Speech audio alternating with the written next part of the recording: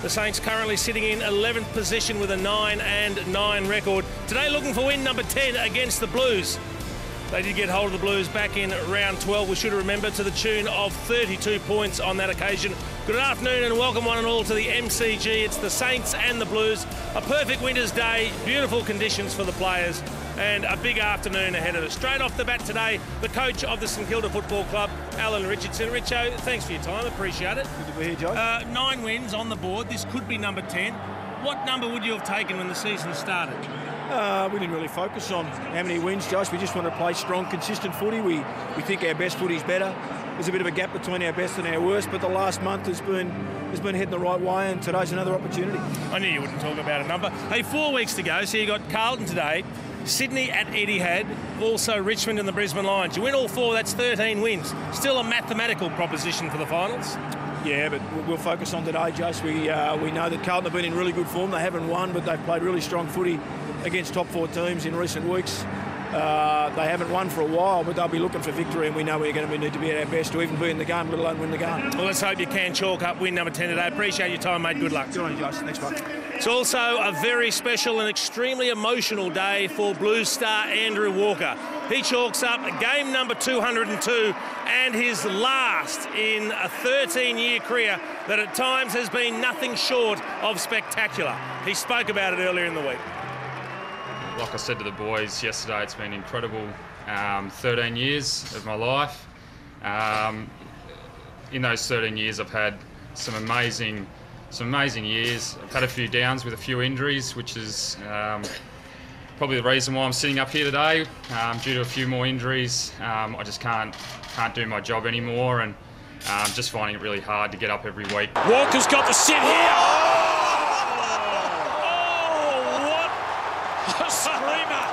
After I marked it, I remember going back and having to have the shot, and it's just unfortunate the screen was right behind the goal, so I got to watch it back about 3 or 4 times, and I'm pretty happy with myself. Cracker! Oh boy! It was a cracker. It was a solid mark. Mine was better, but he wasn't. Unbelievable! That has to be the best for the year, doesn't it, Tim? They were 2 wonderful grabs, and he's been a wonderful player since coming down from Echuca in 2004. And there is Andrew Walker with his children, Cody, Ali and Letty, running through the banner for the final time. 202 games, he's kicked 139 goals, and he's been a wonderful player, Eddie Maguire, for the club. Sandy's been a wonderful player, as you saw there. 1AW, which was the nickname given to him by Rex Hunt. Tony, you're a 3AW man, but 1AW, a great nickname. 1 Andrew Walker, wearing the number 1, of course. And he's a wonderful player. He always played the game as we love it. He's attacking, great skills, early draft pick. Came to Carlton at a time where many times through his career he could have gone to other clubs. There's no doubt there's been plenty of clubs who would love to have Andrew Walker, but he's a dyed-in-the-wool Blues man. Congratulations to him on a wonderful day. 202 games, 139 goals. He's had a lot of injuries too, but they say that he's fantastic in the way he prepares, and he's won the respect of the whole Carlton Football Club. So well done, congratulations. A big decision and a sad time for any footballer to make, Ed. There he is, ready to go. Mixed feelings today, a big match against the Saints, but it must be a wonderful feeling as well, Tony, to know this is the end of the road for him. He's made his decision. He goes out on his own terms rather than waiting to find out whether he get a contract over the next 3 weeks, which so many players are going through at the moment. So good luck, Andrew Walker. An ornament to the game, to AFL and to the Carlton Football Club. David King is our man on the boundary line. He is ready to go with the coach of the Carlton Football Club, Brendan Bolton. Brendan, thanks for your time. There's been a 6 or 7 week patch where you haven't got the wins, but there's been a lot to like about what you've been doing, particularly defensively. Yeah, we're working really hard defensively, but I've said a number of times now, our growth is to evolve into a team that can hurt on the scoreboard. And that hasn't quite come yet. What have you done today to try and spark that? Oh, listen, there's a lot that you've got to get right. It's about decisions with the footy and our system in front of it, so we're working on it. Andrew Walker's been a major part of this football club for as long as I can remember. Today's the final curtain. What's he meant to you guys internally? Well, I've only known him for a short period of his career, but, gee, his benchmarking in terms of how to prepare off the field is just elite, and the first Indigenous player to play 200 for our club, pretty special moment. What do really need to get right today against the Saints. Well, they touched us up at stoppages last time, so that's an important battle. Good luck, mate. Thanks, Kingy. Cheers. David King with Brendan Bolton. Both Brendan Bolton, the coach of Carlton, and St Kilda's Alan Richardson not giving too much away in the pre-match. They've got their game faces on. Two teams on the rise. Two teams starved of success in recent times.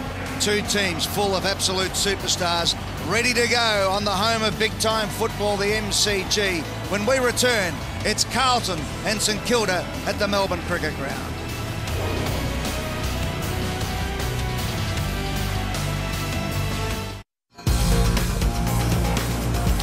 Welcome back to a beautiful day at the MCG. The sun is shining, no wind as, in fact, there's very little wind at all. It's just perfect conditions.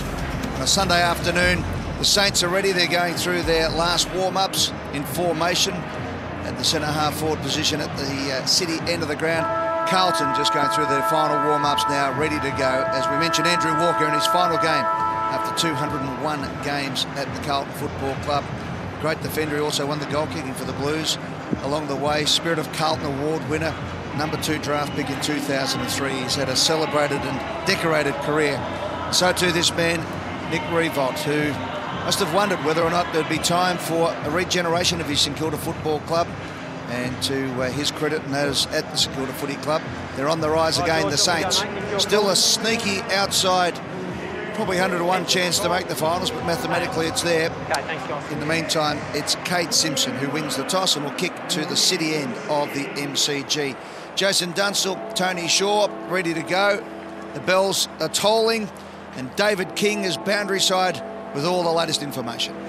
Perfect day for football down here, Ed. Sun's out, absolutely not a breath of air in the stadium at the moment. When we have a look at what's important today, Carlton were absolutely hammered by the Saints at stoppages way back in round 12. You can see there to the tune of 6 goals, the highest return from St Kilda for the season. This has been a success indicator for the Saints across the journey. You can see when they're beaten at scores from clearances, they've generally lost those games. So today, Carlton have got a single focus, and that's to get their hands on the ball. Get it before Jack Stephen, get it before David Armitage, and see if they can rove the hit-out work of big Tom Hickey. Well, looking forward to seeing all that unfold in front of us. Tony Shaw and Jason Dunstall, your thoughts as we're counting down to the opening bounce? Well, a big day for that man we just saw on screen, Andrew Walker. Interesting, he obviously didn't want to toss the coin, Shorey, because you would have been given that privilege, surely, in your last game. You hope so. You just go and do it and get a nice photo in the paper, Jason. I just find every time St Kilda play with this manic pressure that they just keep at the ball carrier, they play really good football and they can win and beat anybody, but they drop off quickly and it can be disappointing. And it's already on at centre-half forward. Yeah, a bit of emotion. Look, we've got two teams on the improve, both trying to turn things around and head up to the top part of the table. It's only the second game at the G for the Saints this year. And Sandy Roberts calls the action. Good on you, Ed. Looking forward to this one. Two sides on the rise, and here's the opening bounce. Hickey's been in very good form. He's too good for Phillips on that occasion, but Cripps has been brilliant. He gives it across to Gibbs, who's had a wonderful second half of the season. They go down towards Cruiser. Couldn't complete the mark. Jaron Geary goes through strongly. Gilbert is there as well, pushed towards the boundary line, and eventually it's taken over with Joey Montagna and Blake Acres for a throw-in. Does an amazing job, Shawnee Dempster. He's playing on Matty Cruiser, who has started deep forward, gives away so much height.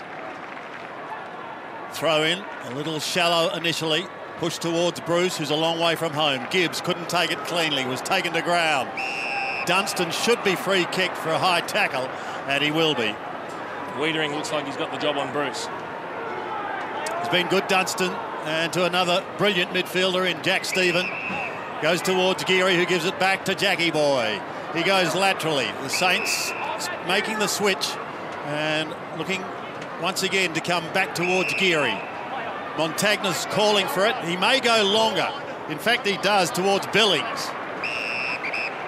Takes the mark now. Plays on once again. This is Armitage. Little left foot chip to Rewald. Saints looking to go inside 50 for the first time, but he gives it back to Montagna. Deft little flick. It's going to be okay in the end. It was an interesting kick by Acres. He gets it back, it ricochets away to him. He can't get clear. Taken to ground. Tackling is fierce by Carlton. Look at them pounce on that ball. It's going nowhere. We've got a stoppage just inside the Saints 50. So many players not comfortable on their opposite foot. Blake Acres, one of those, did not look good on the left. Just had absolutely no chance of getting round on the right. So here it is. Hurried kick is taken by Kerridge. Not a lot of distance in it. Armfield held by the arm. Gets a kick out towards the wing, and the mark taken by Chips Fisher. So Fisher brings the ball into the centre of the MCG. It was a beautiful kick. The switch is on. And for St Kilda, Dempster goes wider still out to Roberton. Roberton over the head of his intended target there in Membry, close to the boundary line.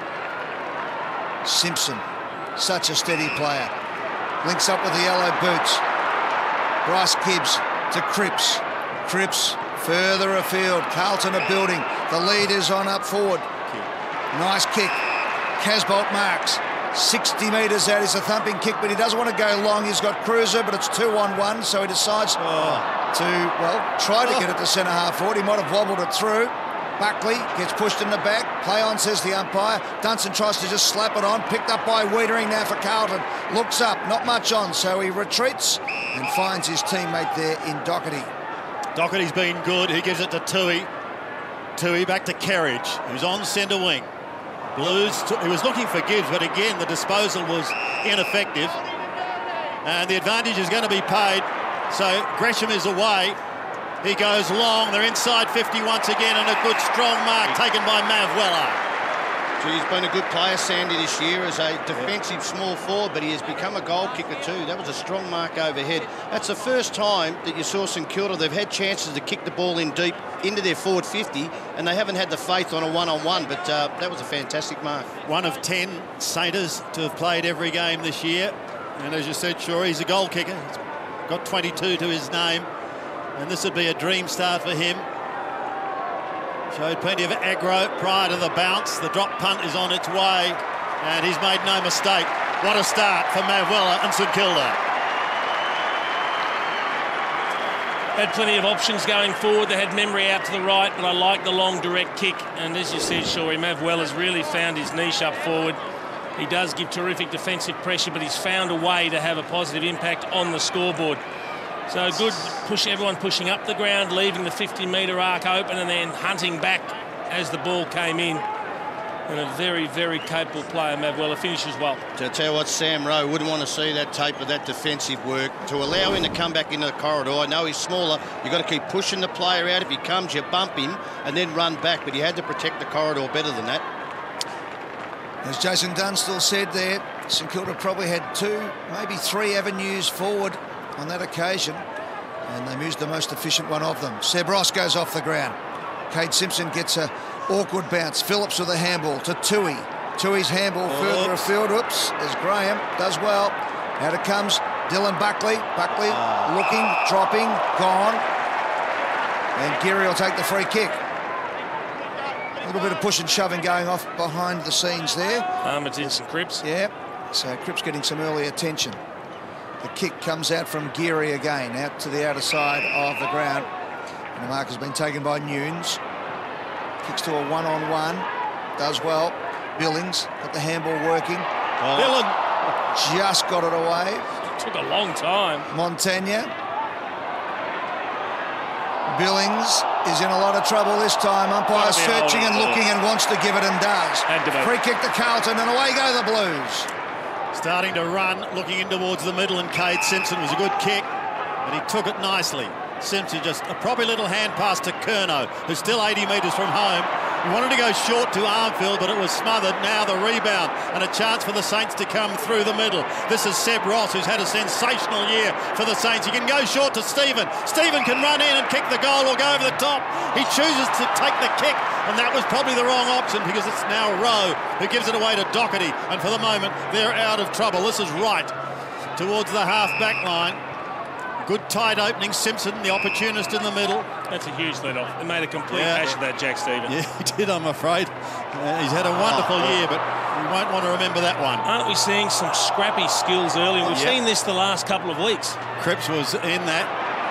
And now an opportunity for Carlton once again. Armfield, speaking of scrappy, my hat. Fisher on the last line of defence. Now, Jason, I don't think he intended that to be a dribble kick.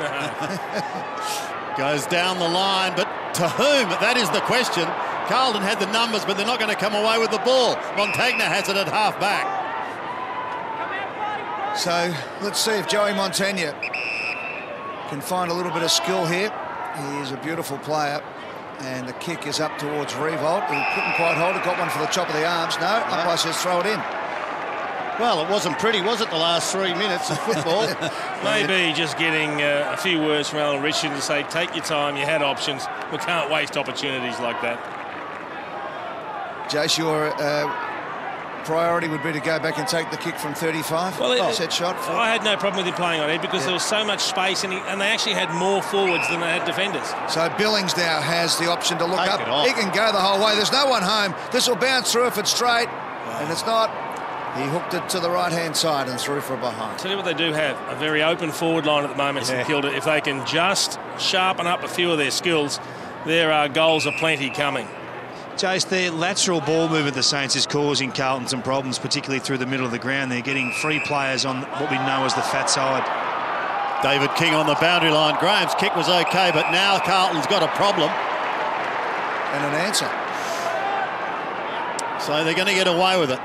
Up towards centre wing. Casbolt's a long way from home.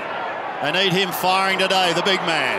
Gets the hand pass away. They look in towards the middle. Plowman is there. He gets a bad bounce, so he just spikes it forward to Buckley. Inside 50, past Cruiser towards Gibbs. He needs a kind bounce. Savage is right there with him. Around the body, there's the kick. It's high, but it's going to go into the square and be marked by Fisher. Chips Fisher on the last line of defence. Will he go towards Weller? He does, and that's somewhat dangerous. He's got to beat a couple, and Tui is the man who takes the mark. And you can go the distance here if he takes it on. He's normally a very long kick. That's a strange option, Shaw. Was it? Matt Weller's a small, and he was 1 against 2. And he kicked it with height. Like, if you can hit it on the chest as a low pass, it's okay. But coming out of defence, get it outside 50 at least. It was strange because he had a bit of height in Josh Bruce, probably 10 metres further on. So let's see what Zach Tui can do.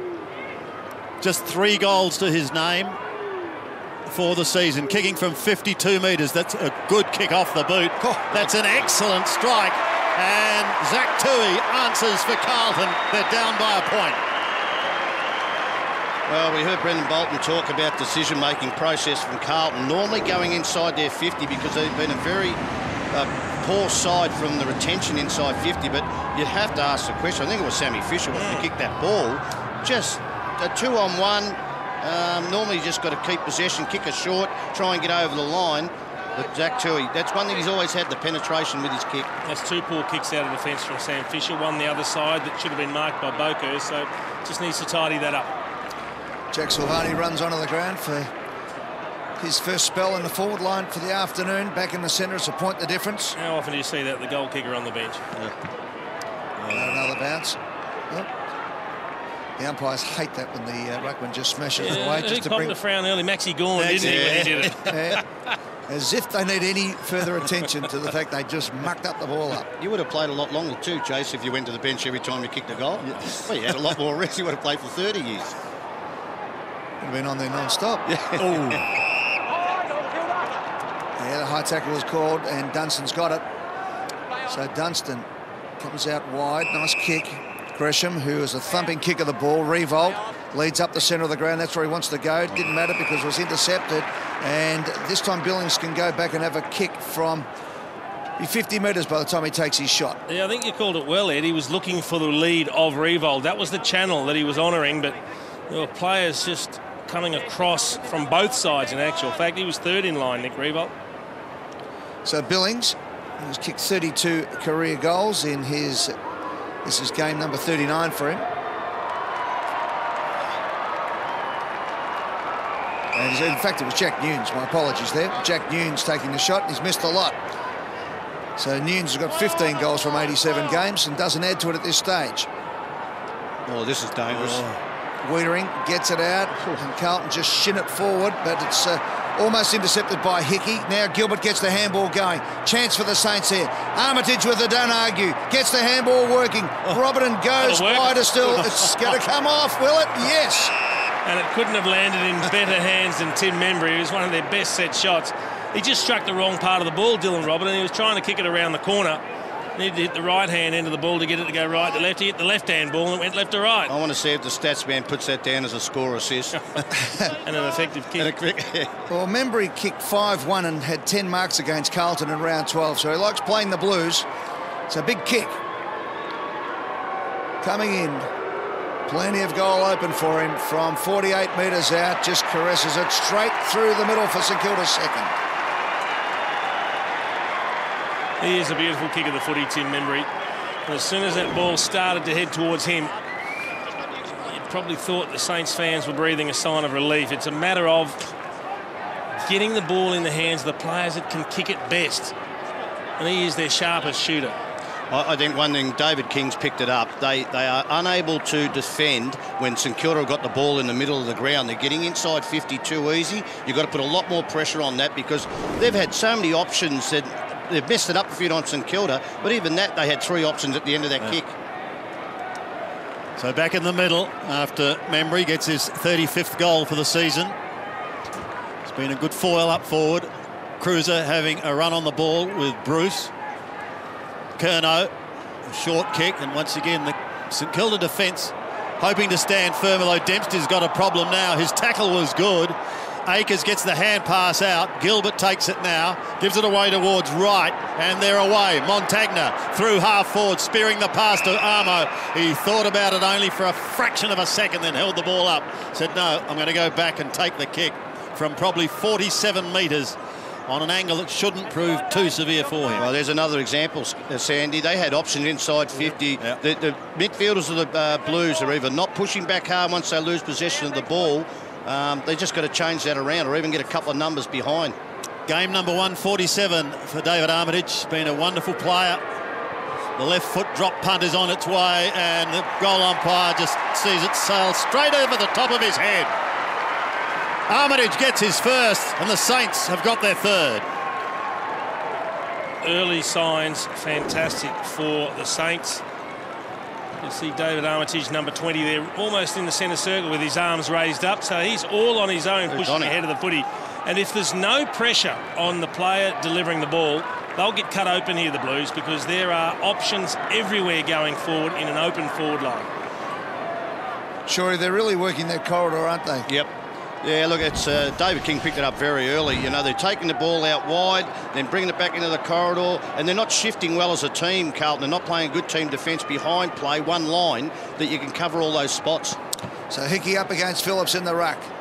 Hickey gets the knock down to no one in particular, but it's going their way. Picked up by Curnow, though. Good kick around the body. Pushed underneath it with Silvani. Did well. Held his position. Held the ball. Taken the ground. And will get the ball up at half-forward flank. Good work. So Hickey pushing Curnow out of the way. Phillips goes in, gets the tap. Picked up by Akers, who's been doing well. Seb Ross, good hands. Montagna kicks it to the wing position. Good mark.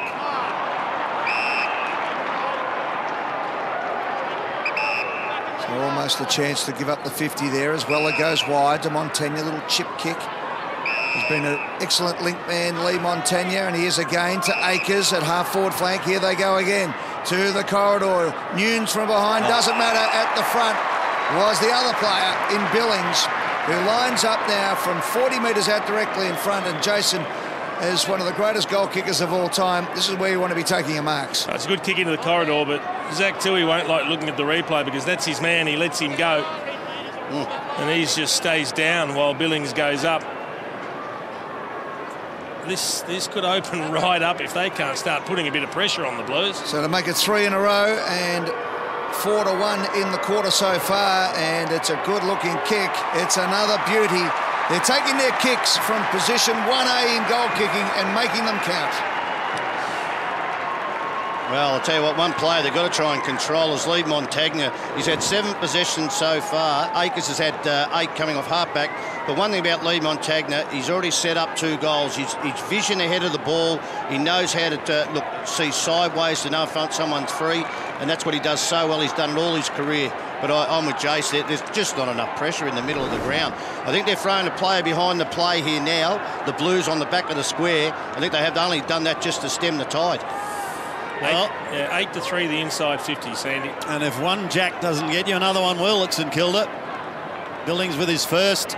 Nunes in the thick of things. Jack Stephen as well. Hickey charging. Phillips got a hand to it. Jack Stephen takes it out of the middle. Up towards half forward. A big spoil and ricochets back to Phillips.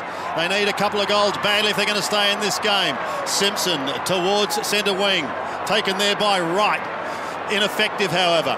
The Saints with numbers go surging forward. Here they go again. Ross. Should be a free kick against Cripps, and it will be. It's going to come back to Armitage. No, the advantage is paid, so Akers takes it, spears the pass, it's a beauty. Weller takes the mark. Mav Weller to kick from probably 53 metres. Already has one. If this continues, Chase, I think the back six of Carlton are entitled to walk into the midfield and ask for some sort of response.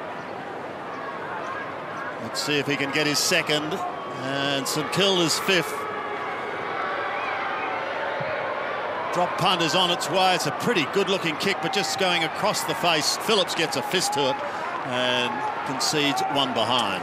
No doubt there'll be some questions asked, Kingy, because they are strolling through the middle of the ground under no pressure, and they are going to pick apart this Carlton defence very easily unless things change. So Simpson plays on. A little handball over the top to Wiedering. Oh, they're in trouble. They've zoned up well here, the Saints. And that's a big win for the St Kilda forward line. They've kept it in the forward 50 for a throw-in. Daisy and Weller.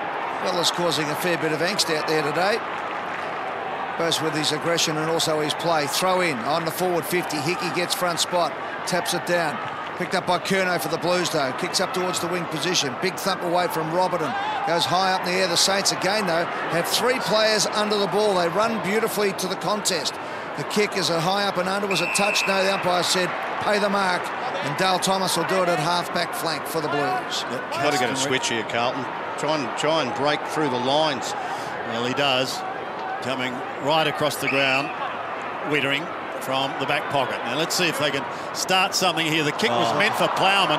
It was ordinary. Put him under pressure, but he did well to get it back and get a touch. Buckley's hand pass is okay to Tui. Tui in two minds. Almost got caught. Phillips got a hand to it, just tickled it over the back to Simpson. He goes short. And an opportunity now for young Jack Silvani. Plenty of numbers back, the Saints. Silvani putting them inside 50. Cripps the flyer and did it very, very gracefully indeed. It's a big, strong boy. Boy, does he move well. The advantage of Patrick Cripps is the size of a key forward. Yeah. It's a nice kick from Silvani with that in mind, wasn't it? He put it up for him. Well, the others were held off in body-on-body duels, so it gave Cripps a run and jump at the footy.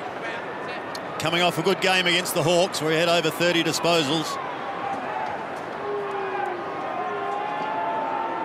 Just the 7 goals to his name for the season so far, and that one drifting away to the left. And Carlton getting their first behind on the board with just on 5.5 minutes remaining in a quarter that has been dominated by St Kilda. Savage towards Hickey. The big man just eventually forced to defend, and he gets it down to Seb Ross. Now, Gresham's got a chance here. Doherty's first to it. Gresham's got him. He gets the hand pass towards Tui, but is it far enough? Membry is there. Membry does the shepherding. Minchington tried to get it across. Membry goes again. Oh, the defence of Carlton are absolutely desperate. Gee, they blew one there, the Saints. Clean hands, they stroll in and kick a goal. The Blues, to their credit, after a couple of errors, some good defensive tackling. So good aggressive play by the Carlton team. Can they get it out of there? Wiedering does it beautifully to Simpson. Then it's Kerridge. So they clear the 50. The race is on. Silvani's out there against Gilbert. Gilbert hands it over to him. Silvani close to the boundary line. Drags it up the line. Does reasonably well. Ball stays in. He couldn't go for the boundary line like his old man would have. That's gone long ago. And the Blues going to get this. Oh, Fisher. Put it in. Fisher. She's a little bit in slow motion today, Sam Fisher. So now Carlton up towards Silvani. The ball just dropped on his head and he marked it. Good play, great courage. So Jack Silvani, since coming on, has been very busy. Too far out to score. Lead in the pocket. Right to the boundary line. And they'll reset with the throw-in. So Carlton get a chance here. They've really saved the goal at the other end. So this is a 2-goal turnaround for the Blues if they can snag one here. Stephen Silvani, the list manager at Carlton, of course, the proud father.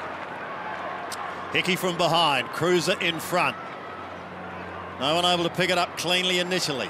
Montagna works hard. Walker caught. Dunstan's got him, and the boundary line has Cruiser.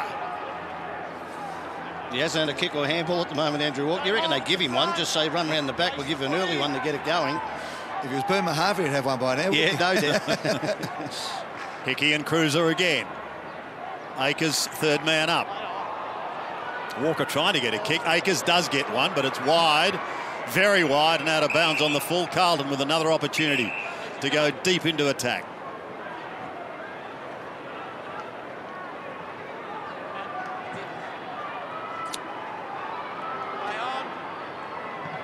So from 65 metres, Phillips is a target. He's at the back, but behind him, in fact, was Hickey, who takes a good, strong mark.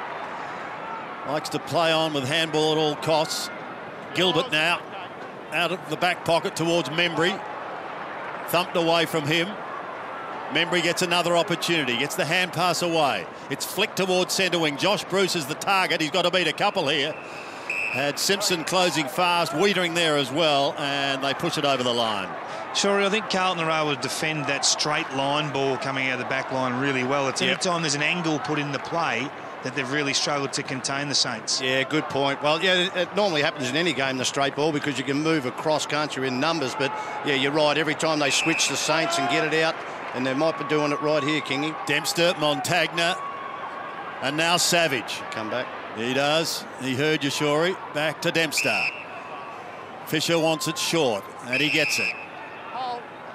He'll look towards Hickey on the wing, unless a shorter offering is on there, and it is, in the form of Dempster.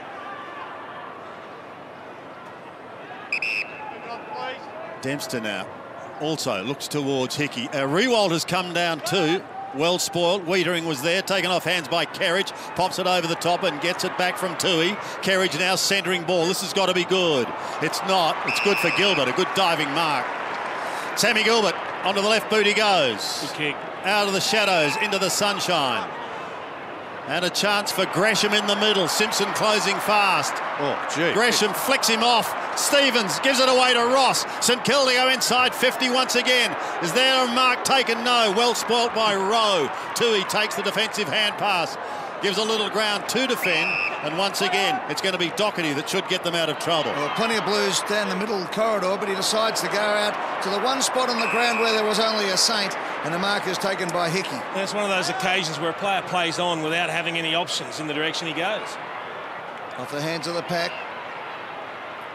Chance there for Dunstan from the boundary line, but behind is all he can score. His first score of the afternoon. There we go, boys. It's an Olympic weekend. Well, Greco-Roman wrestling, yeah. Gymnastics, bit of Greco-Roman, a little bit of judo maybe as well. Guys, we'll be scoring it by the end of the week. So Tui. Nice long kick. Gilbert did well with his body and got the drop zone under control, took it to the boundary line, and I think he'd be happy with that. The Saints could reload 55 out from their goal. Minute 26 on the board. Carlton desperate to not let another one go through here. If they can get one, well, that would be so advantageous for them because they haven't looked like it at the moment, but now they've got the chance. As Bryce Gibbs kicks long. Armfield is the man. The race is on. He's got it. Right. It was a magnificent kick from Bryce Gibbs. Beautiful running from Armfield. Kept his eye on the ball, but the kick was magnificent. And the other thing about it, I think Alan Richardson be filthy about that stoppage, how they had so many players on the back of the pack unmanned. I know they're being attacking, but gee, you had to sort of at least get one person in between the three to make it difficult to get the ball through, and that was fantastic kick by Bryce Gibbs. So this is a huge kick for Carlton inside the last minute to get back into this game. Armfield from 45 out. and just shanked it all together. Through for a behind. That would have been a great result if they could get back to only 4 goals to 2 down, because they've been completely outplayed in the first term. Well, Armfield's been pretty accurate too in recent weeks. Too close, that shot. Yeah. He needed to be outside 50. That's where he's at his best. So Joey Montagna, usually pretty good with his kick. That's no exception. Finds his skipper. 316 games. It's an outstanding achievement. Doherty towards the line. See, Blake Acres is one player that snuck up on me. He's had 11 touches already in the first term and just sort of sneaks under your guard. Speaking of sneaking, that's what Rui's doing to Stewie Lowe's number of games played. Just 5 behind him now. Cripps and Dunstan go to ground. Seb Ross there as well. And another stoppage on the outer wing.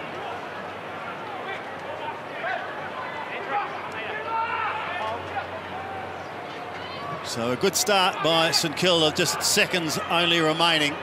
They got out of the blocks as Tui has it on the outer side to Cripps. There's Walker, gets a possession with a handball. As the siren sounds, he will be credited with it. So let's hope he has a good afternoon in his final game. But the honours are with the Saints. 4 goals, 3-27, leading Carlton 1-2-8. The Saints by 19 points here at the MCG.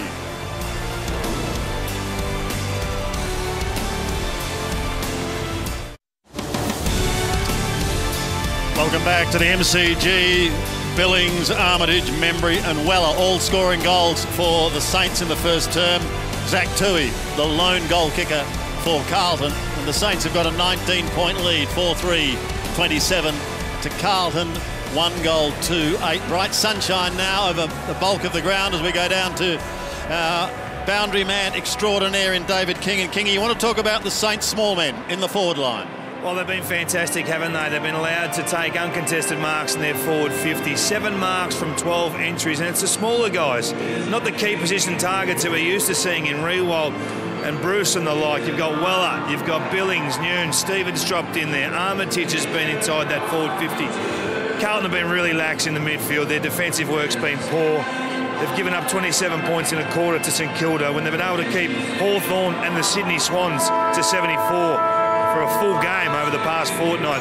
So a lot of work for that man there to do, Brendan Bolton, with his midfield in particular, boys. Well, it was the Saints who ended Carlton's 4-game winning run earlier on in the season, and they did it with run, and if they're not careful, Jason and Shorey, they'll do it again. Yeah, for me it's a work rate thing. The Blues have had less possessions and less tackles. They're not working hard enough.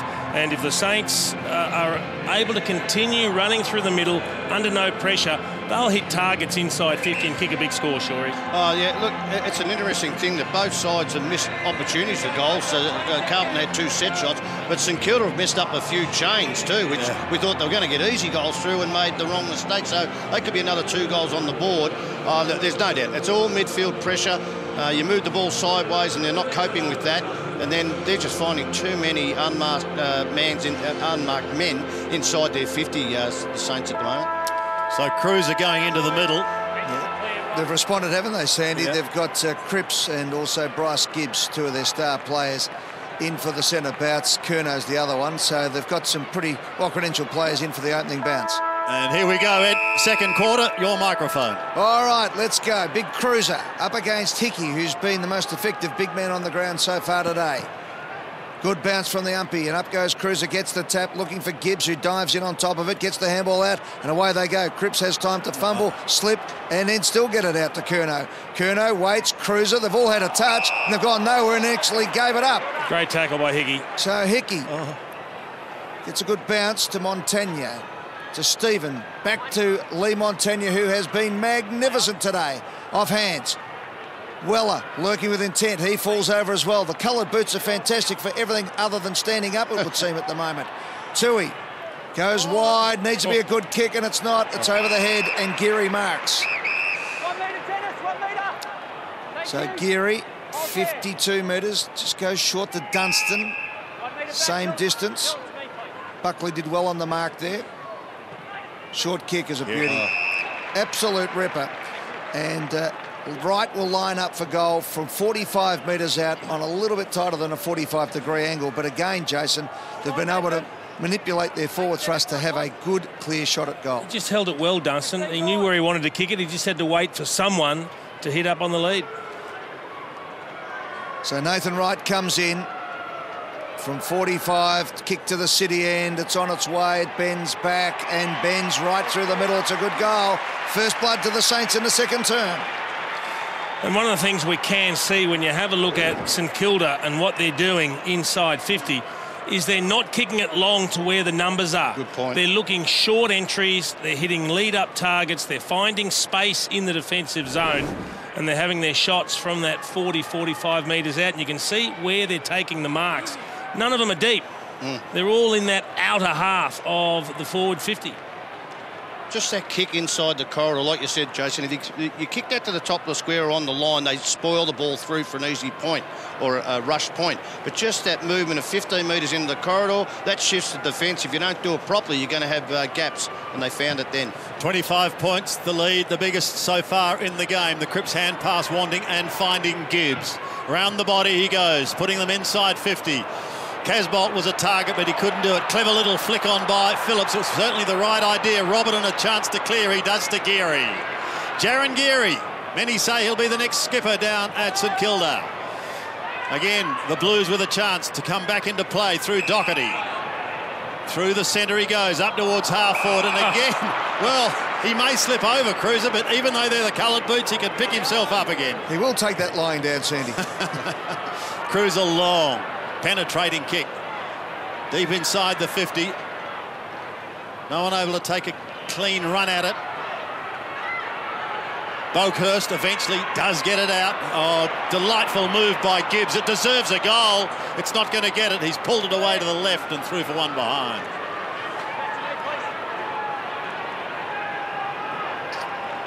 McRewell kicking in. Yeah. Wouldn't have done it too often, you think. He does it a few times now and then, but... Let's see how he goes. He's opted for the outer side of the ground. Fisher waiting down in front of the pack.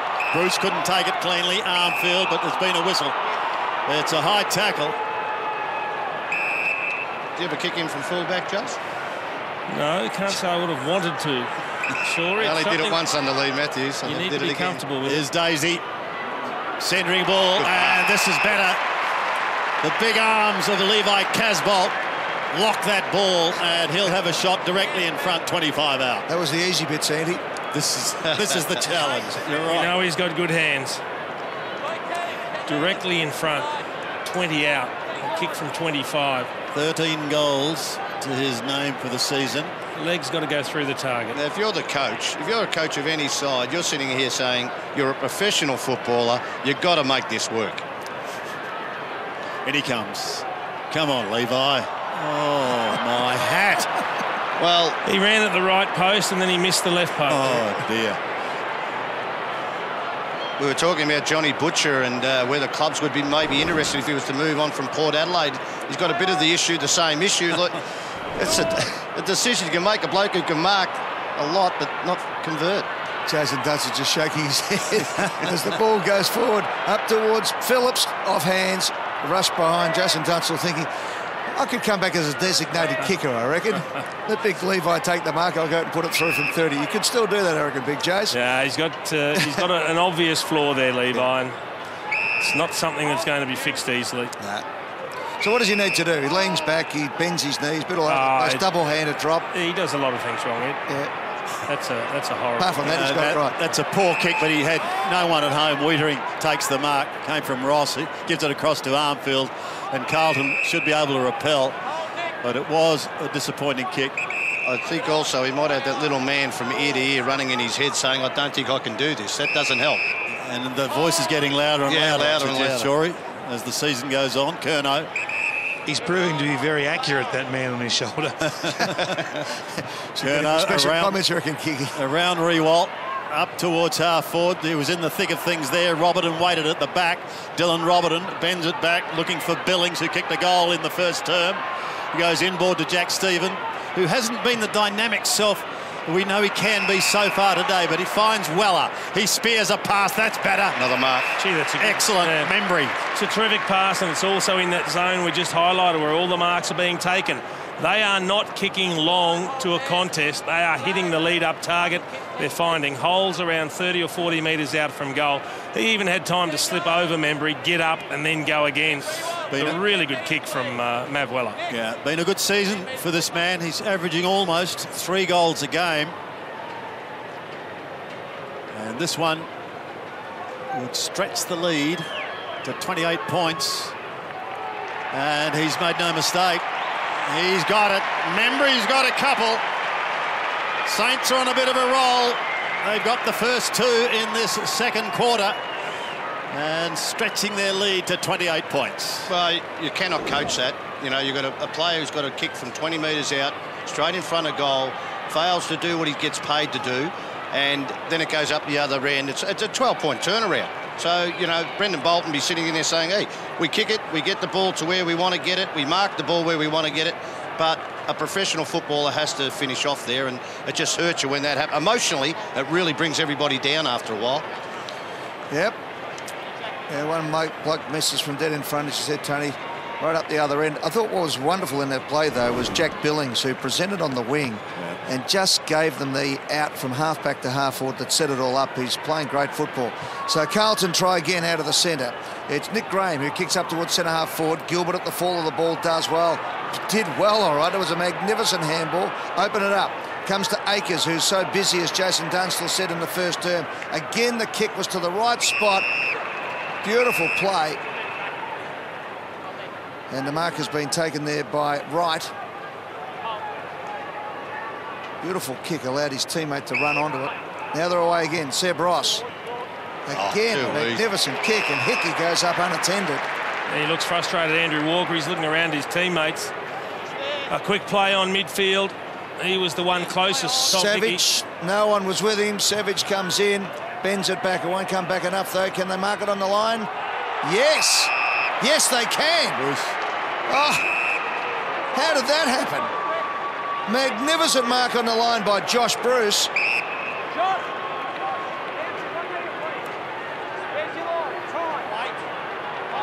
Clearly can run around here on the right boot.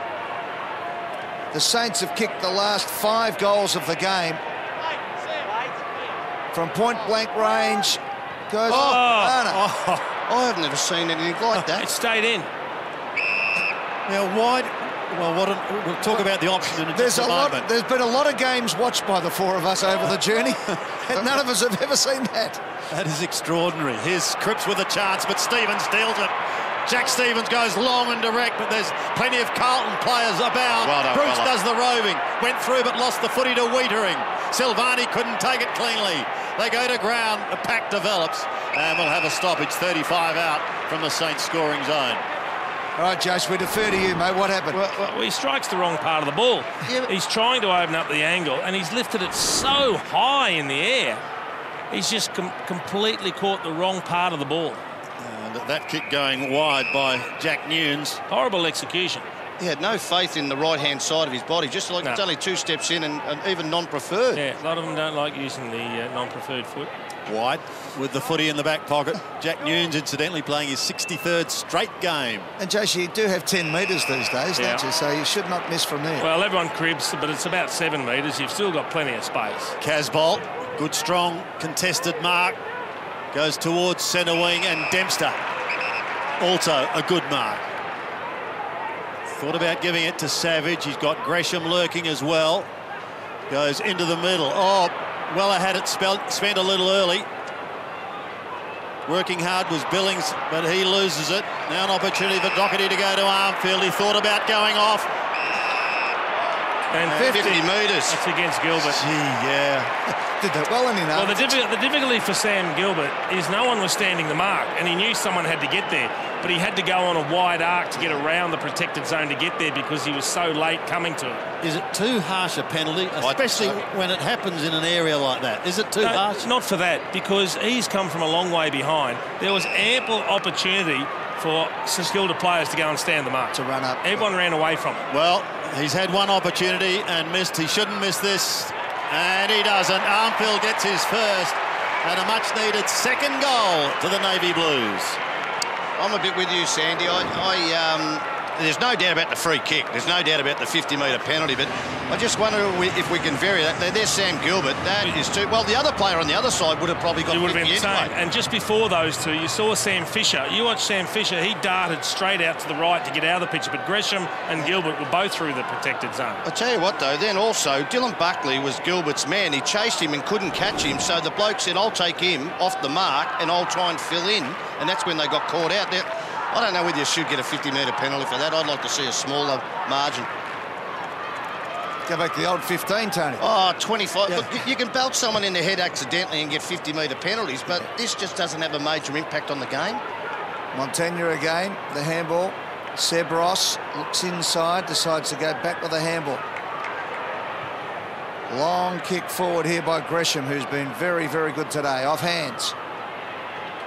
Silvani flicks it out. Curnow gets it back, just gets his kick on it, but Stephen, well, he won't take the mark. Does well enough to pick it up. Seb Ross tracking the ball, tries to flick it out. Akers is there for the Saints. Good tackle on Daisy Thomas. We'll have a ball up. Just slapping his hip, Jack Stephen, dropped the chest mark, then gave a pretty ordinary hand pass. He knows. Oh, hello. Akers is in a lot of trouble here. He ran past and had two goes. He went to hit Daisy Thomas and then he's gone straight to the solar plexus, a big cruiser. He is in a lot of trouble on this one. I reckon he's been reported. Mind you, there wasn't a lot. Gee, we'll get the other end. He might have hit him in an area where it takes your breath away. Oh, I hope he did, because he's gone down as if shot and had he cruised. But he's still crook. He wasn't waiting for it. I think if we see the other angle, we might see he might have hit him right in the bread basket. Cripps goes long. Below the bread basket. Up towards half forward. Casbolt couldn't take it. Gibbs has got assist, gives it to Tui, who kicked the goal in the first term. Can he make it two? Yes, he can. Maybe that will lift the Blues. Oh, great kick, wasn't it? Amazing. You give a free kick away down the other end of the ground and they get away with it, but we'll see it again here. Oh, gee, must have just got him right in the right spot. I don't know whether you get reported. You might get a $1,500 fine for something like that. You'd hope he doesn't get rubbed out. But Zach Tui wasn't very aggressive at all. Zach Tui's always been known to kick goals from outside 50. It's obviously caught him at a susceptible moment, but it was one of those where, you know, Blake Acres wanted to do something, he was angry, but he actually pulled himself half out of it. Yeah. Didn't follow through, but... They got a free kick, that's all you want. Yeah. So you want to stamp it out of the game, though, boys. Unfortunately, you have to at some point take a stand, and unfortunately, suspension is the way to go. Cruiser and Bruce. If he gets rubbed out for that, King. Yeah, I'm with the I'd be amazed. Yeah. Here's Cripps. Free kick out of the middle. It's a high ball. Can Carlton make it back-to-back goals? They've got a chance. Defending was Gary. Gets a hurried kick to Armitage. Armitage goes in towards Gresham. He's pretty quick, and he had to be to get his kick towards Rewald. An uncustomary fumble. The door almost opened for Rowe, but it opens for Ross. Seb's hand pass okay in the end to Armitage. Left foot pass. Vision is very, very good. Beautiful. And the mark is taken there by Jackie Billings, who's already kicked one, and he'll go back for the quick reply. So let's do a quick snap poll while he's going back. Kingy, if you punch anybody in the game, should you get a week, regardless? No punching. I agree, and I think that that's one thing we can just stop almost immediately. That wasn't even in play. Take it out of the game altogether. Jason? Punch, though, wasn't it? Wasn't even a punch, it was just an arm. Yeah. We'll give him 2 weeks then. Let's have a look at the kick. Billings from 46 metres. Beautiful kick. Beautiful kick by Billings. He's got 2, and the Saints march on. They've got 7. And once again, stretch the lead to 22 points. And how many times have we seen it already today? Players running forward into holes in the attacking 50 for the Saints. Have a look at him out. He was out there for an eternity on his own. He just needed a bit of vision. He got that. Armitage saw him. And then a really good finish from Jack Billings. That's the 14th mark inside 50. And every goal they have kicked, the 7 goals that they've kicked so far, all from marks inside 50. 14's as many as a lot of teams take in a game. Yep, exactly. It's the dream team play, isn't it, Shorey? Get it into that corridor, mark it, kick the goal. You can go either side of the ground. It's hard to defend. Bruce into the ruck, gets the tap down. Gresham has been very, very good today. A long bomb up and under, again to the hot spot, off hands. They've got plenty of players down there. Good interception there for Carlton by Simpson, saved the day. The hoiking kick, unable to take the mark, was Robertson. Geez, he did well. Well done. Yeah.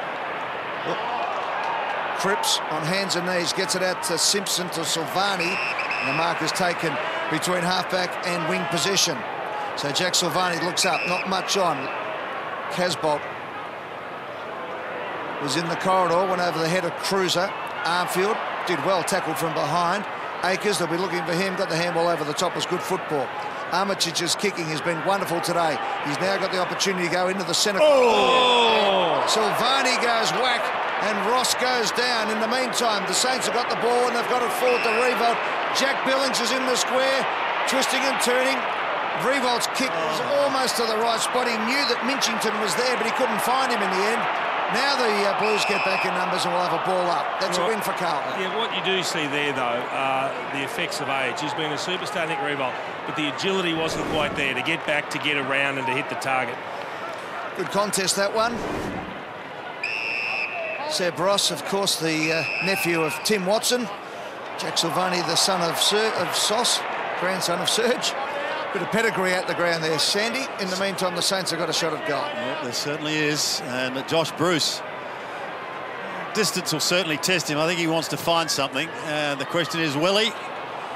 Yeah, he'll find the boundary line. But they've avoided kicking long, haven't they? They've avoided kicking to the long contest. They've just really tried to honour leads. Mav Weller about to come back on. Bruce to contest with Phillips, who got his hands to the ball, then tried to get it out. Now they've got a problem. Dunstan tries to steal it, but he's caught by Gibbs. And we'll have another stoppage. Carlton have struggled this season to win quarters. They've won just 23 quarters for the year, the fewest of any side. And at the moment, they don't look like winning this one. Here's Gresham. Can he snap? He does, but he's right across the face and just sneaking it in from behind. Good player, isn't he? Yeah, he's exciting. He's exciting. Shorey? I don't think he's going to get any taller, but what he's doing is very smart. So Carlton desperate for a couple of goals in this last 7 or 8 minutes of this half. Kick's got to be good. It's not. Geary could have almost been paid that mark, held it for a long time. Dylan Robertson, not a renowned goal kicker, goes towards the top of the square. That goes across the face of goal, and it's defensively pushed over the boundary line. Like a height doesn't slow you down, does it, Shuri? See what they set up here, the Saints, if we get a third man up. And no one's gone up. No, just Cruiser really alone. Armitage locked up, going nowhere. Now the ruckman comes in, or is Bruce going to do the work here? Armitage a little quieter today, just the 8 disposals. Montagne's been sensational with 14. Akers has got 13. Tui and Doherty a dozen each. And the Saints still peppering away. That's a poor kick over. It's going to drop short. And Simpson defends. Interesting talking about David Armitage. I reckon his last 4 to 6 weeks have been quiet. Good kick from Simpson up the middle. Didn't quite find anyone, but there was plenty of Blues there. They'll get it eventually. Casbolt does well. Curnow over the top. Now they're away. They need to do something with this kick. Graham just hopes for the best and goes forward. It might come off. Kerridge tackled.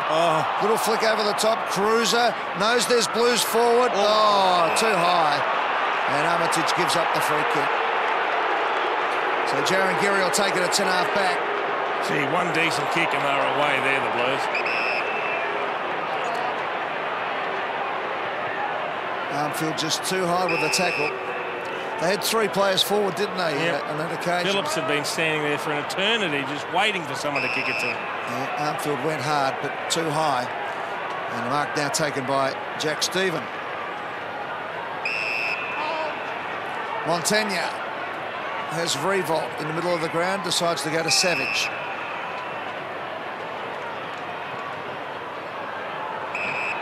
Starting to open up this game now, the Saints.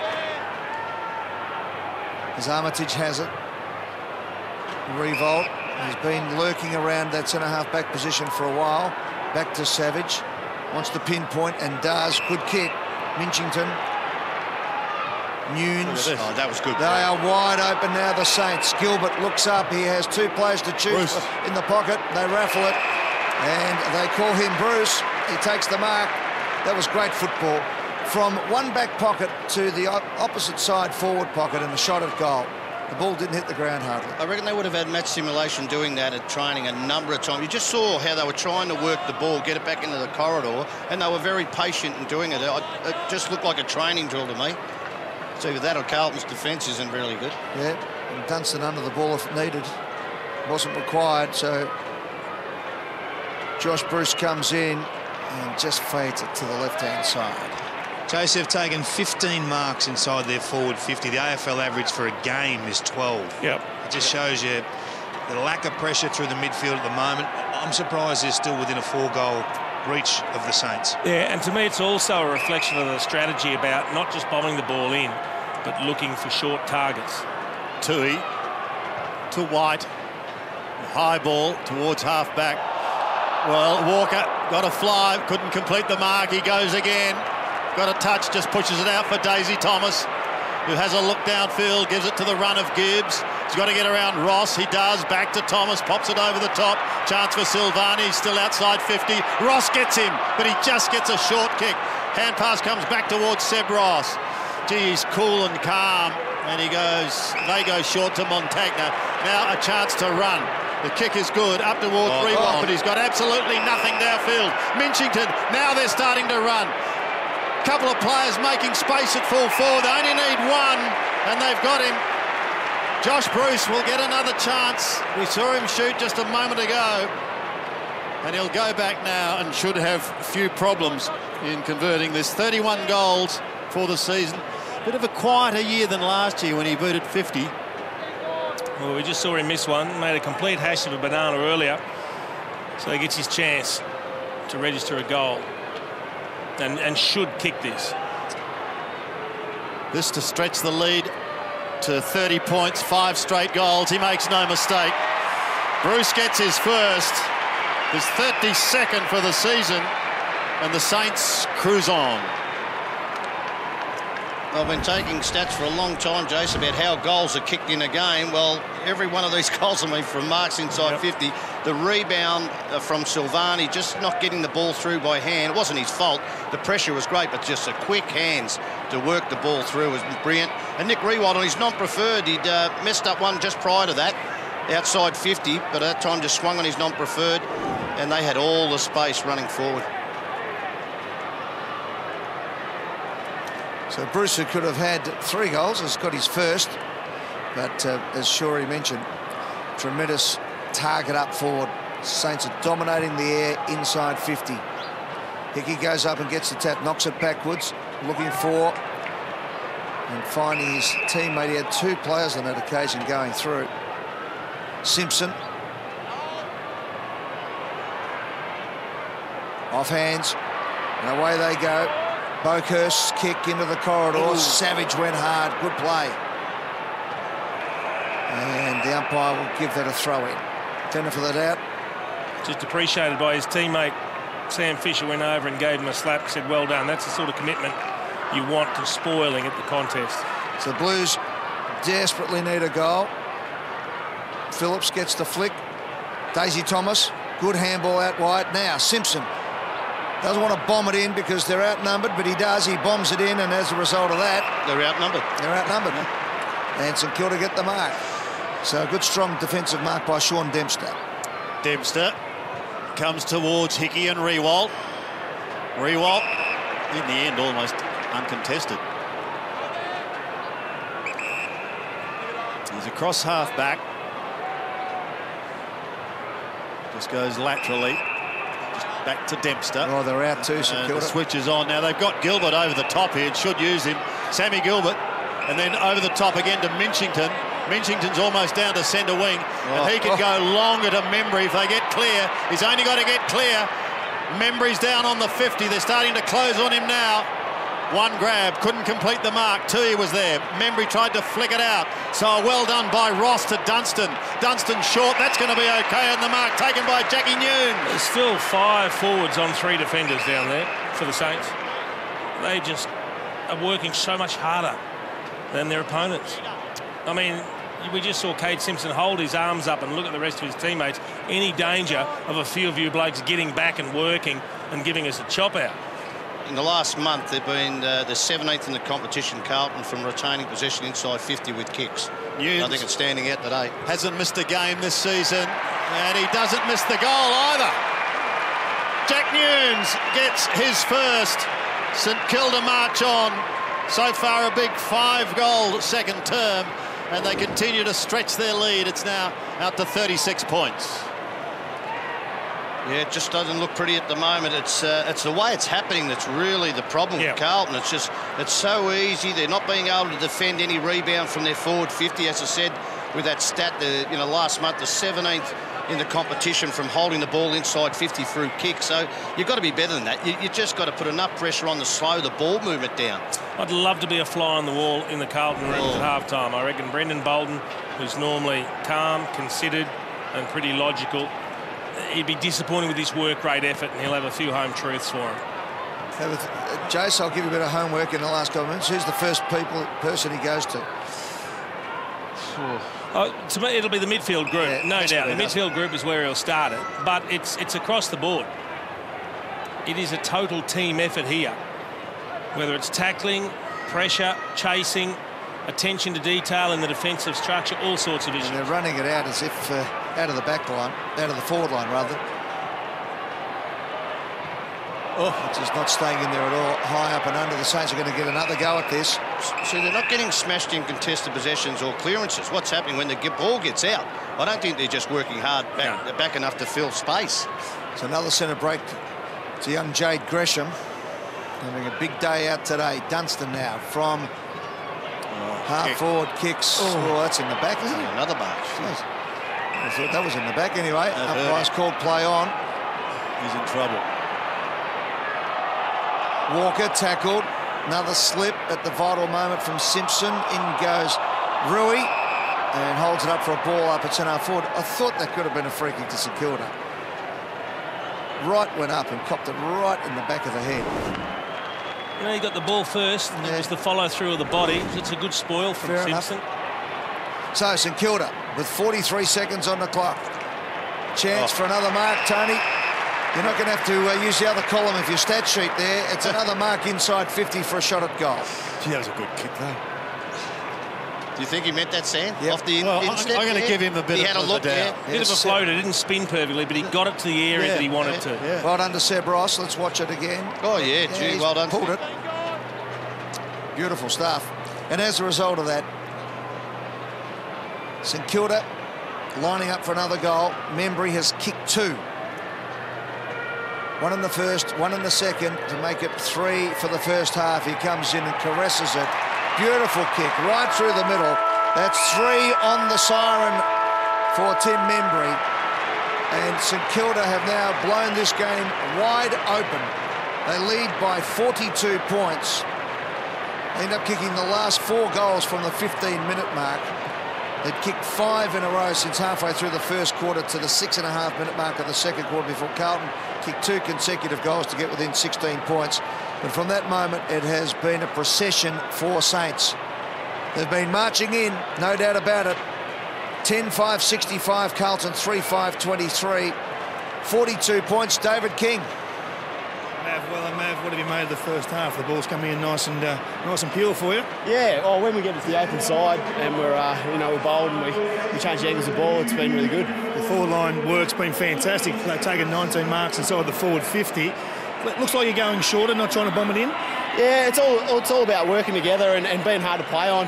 And blokes, especially our smalls, have been able to find space and get some marks. Get in there and have a break, mate. Thank you. Right on, Mav. He's been in all the action. He was in having a push and shove before the start of the game. He was kicking goals. He was setting them up. He's done everything you could possibly want for the St Kilda Football Club today. He kicked the first goal of the game for the Saints. And here we are at halftime, 9 goals later. Saints leading by 42 points. there any Demir Dokic about him, Mark? Demir Dokic, yeah, that's an interesting one. What's he like? What's he like in the context of the footy season in your I know you talk regularly. Yeah. Is he encouraging? Is he critical? Does John ring you the next day, or does he leave it a couple of days and then talk through the game? If we've played poorly or I've played poorly, he might wait an extra day. Just for probably more for him to settle down, probably rather than me. It's a pretty handy footballing family, Mark and John Murphy, Tuesday night on Open Mic. And they've got plenty of problems down in the Blues rooms as we speak. 42 points is the margin at the main break. They have been completely outplayed by the Saints. One of the assistant coaches, John Barker, just laying down the law to a few of the players there. But it has been a pretty sorry tale in the first half. St Kilda really picking them apart. Membry has 3 goals, Billings a couple. Montagna, Seb Ross and Blake Acres getting plenty of it. Cade Simpson, as he always does, plenty of the ball for the Blues. But Tony Shaw, it's been a pretty comprehensive first half, and one of the things that we've noticed in particular for the Saints is their ability to take marks inside the forward 50. 17, that's a huge number. That is amazing, isn't it? I don't think... I like to take stats about how goals are kicked in a game because you can see trends. Never have I had every goal being kicked out of the 10 goals by marks inside 50. You can just see here the way that they played. They had space behind them. They found space in front. And there was just not enough pressure. I think the midfield of Carlton really have to stand up here. I'd be making some changes in there just to get some fresh blood. But to allow these players to run like they do to areas where you normally have to outnumber your teammate. Now, we see Jack Tui, you've got to go with your man there. Yeah. You just cannot believe and think, oh, he's not going to mark the ball. But it's been something that's been, well, let's give it that. We're going to see now, this is where they've gone. And you're right, they've gone deep a couple of times, but look at those ones around for the 30 to 45 mark. That's because they've lowered their eyes. Yep. That's because the Carlton midfielders haven't got back to fill the space. And it's just been brilliant. You've got to give St Kilda credit for their ball use. 66 marks in total, 17 of them inside the attacking 50, and a lot of them in that 30, 35, 40 metre range.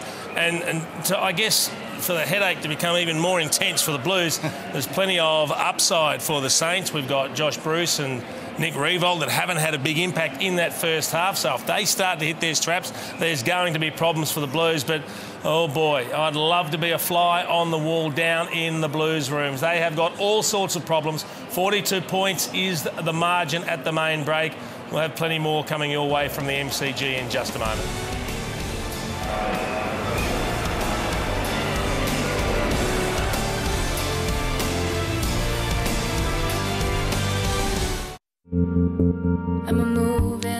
Welcome back. On the couch Monday night, Jason Dunstall, David King in action along with Gerard Healy and big Jonathan Brown. Looking forward to it. As always, compulsory viewing on a Monday night on the couch at 8:30 after AFL 360.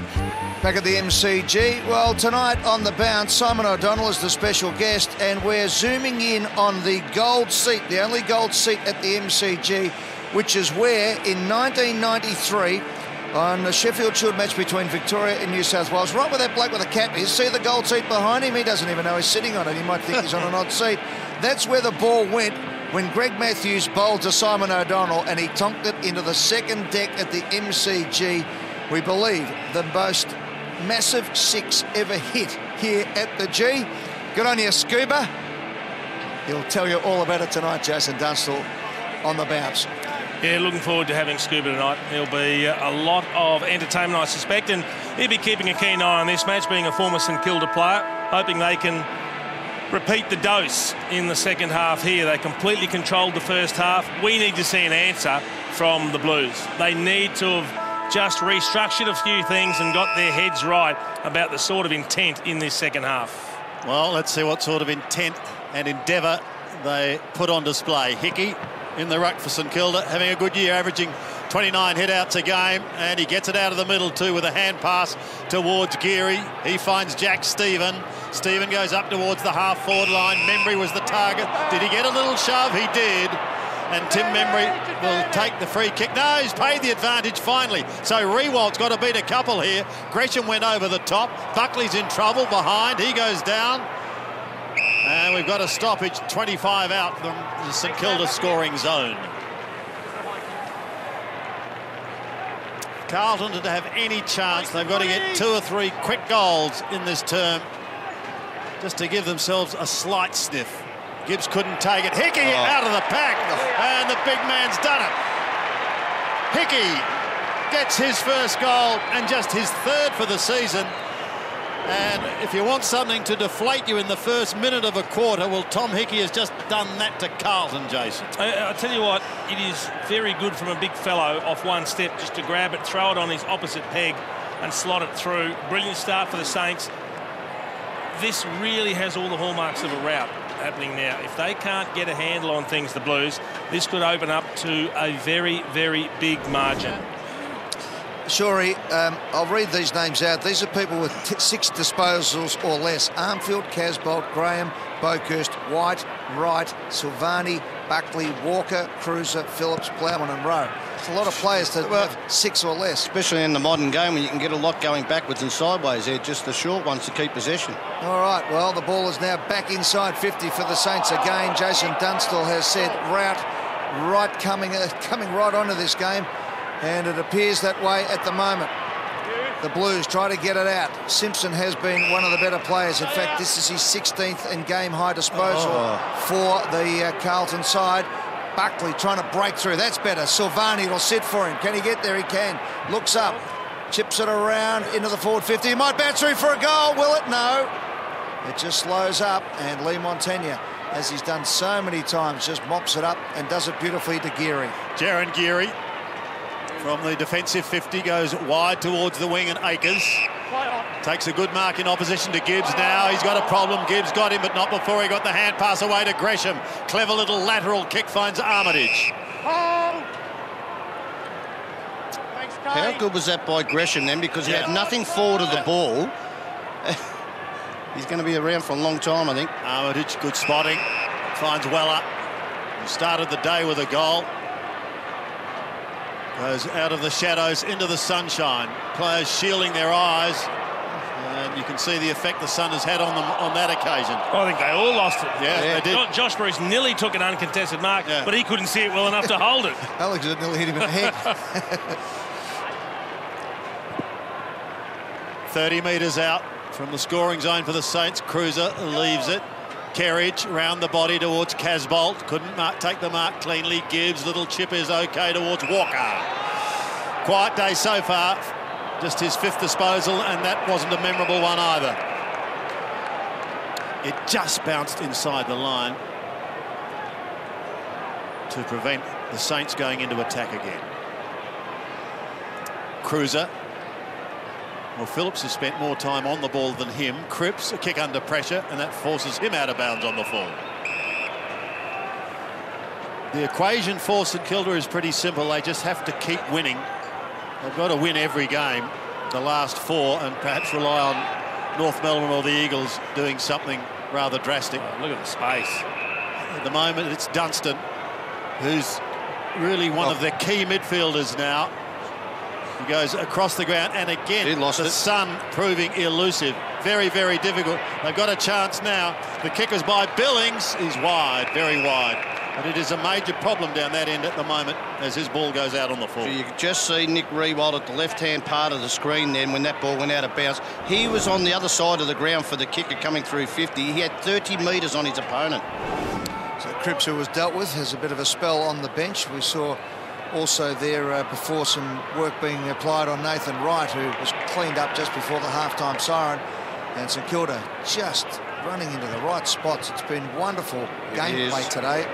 And Riewoldt presents full-chested yet again.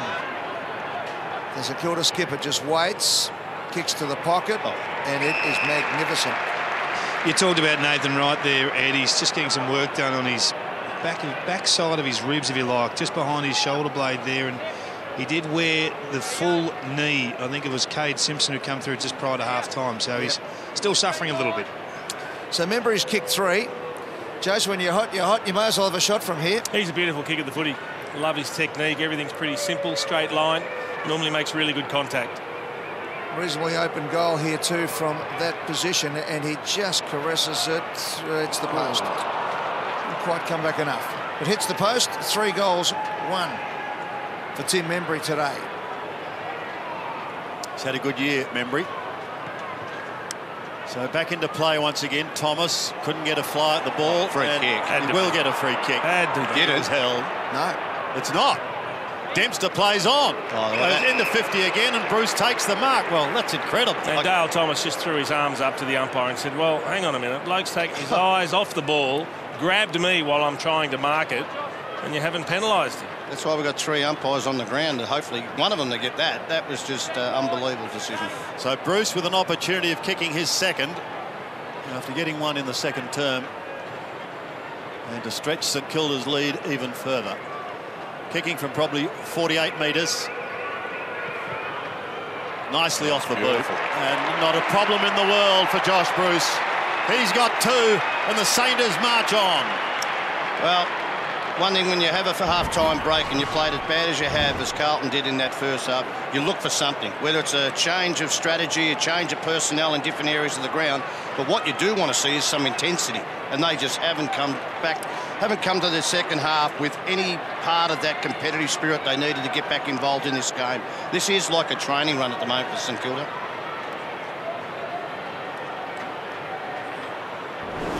The Saints have now kicked the last 6 goals from the 15-minute mark of the second term,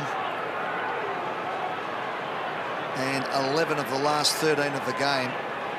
So it's a dominant performance. 12-6 place, 3-5. Cruiser goes up, tries to knock it forward.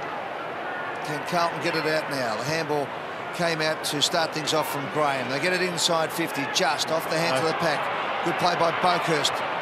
Good smother by St Kilda. And Walker takes it to the boundary line, and Jared Guerin did it beautifully. They've played great disciplined football today, Tony Shaw, haven't they? Well, I think they've got a very good coach, a person who always says that the team comes first, and that's how you always coach, but he really emphasises that. Spread the load. The ball just hacked out, but to the right spots. Matt Weller did it beautifully on the turn, got it further forward. They're just shoving it forward at the moment, the St Kilda team. And they're going to get it back again. Flicks it up, and here goes Revolt. Bruce. Open goal. Bruce, all he has to do is pick it up. Well, the ball beat him. Holds it back.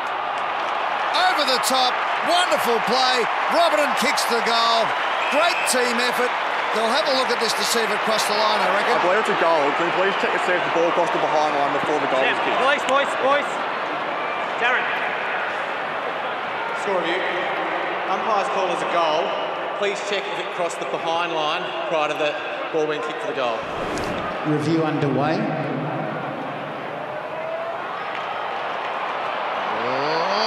I think it... That's a behind, I think. Can you see the whole ball there? It's got to be all over the white line. I think it is there. I don't reckon the whole ball is. Review complete. Goal. Confirm goal. Well, Dylan Robertson in his 99th game. It's his 14th career goal and just his 3rd for the season. And this is becoming an embarrassment. The margin is now 61 points. And the indictment on Carlton here is that it's a horrible kick from Nick Revolt. It bounces. Josh Bruce has to do everything he can to keep it in.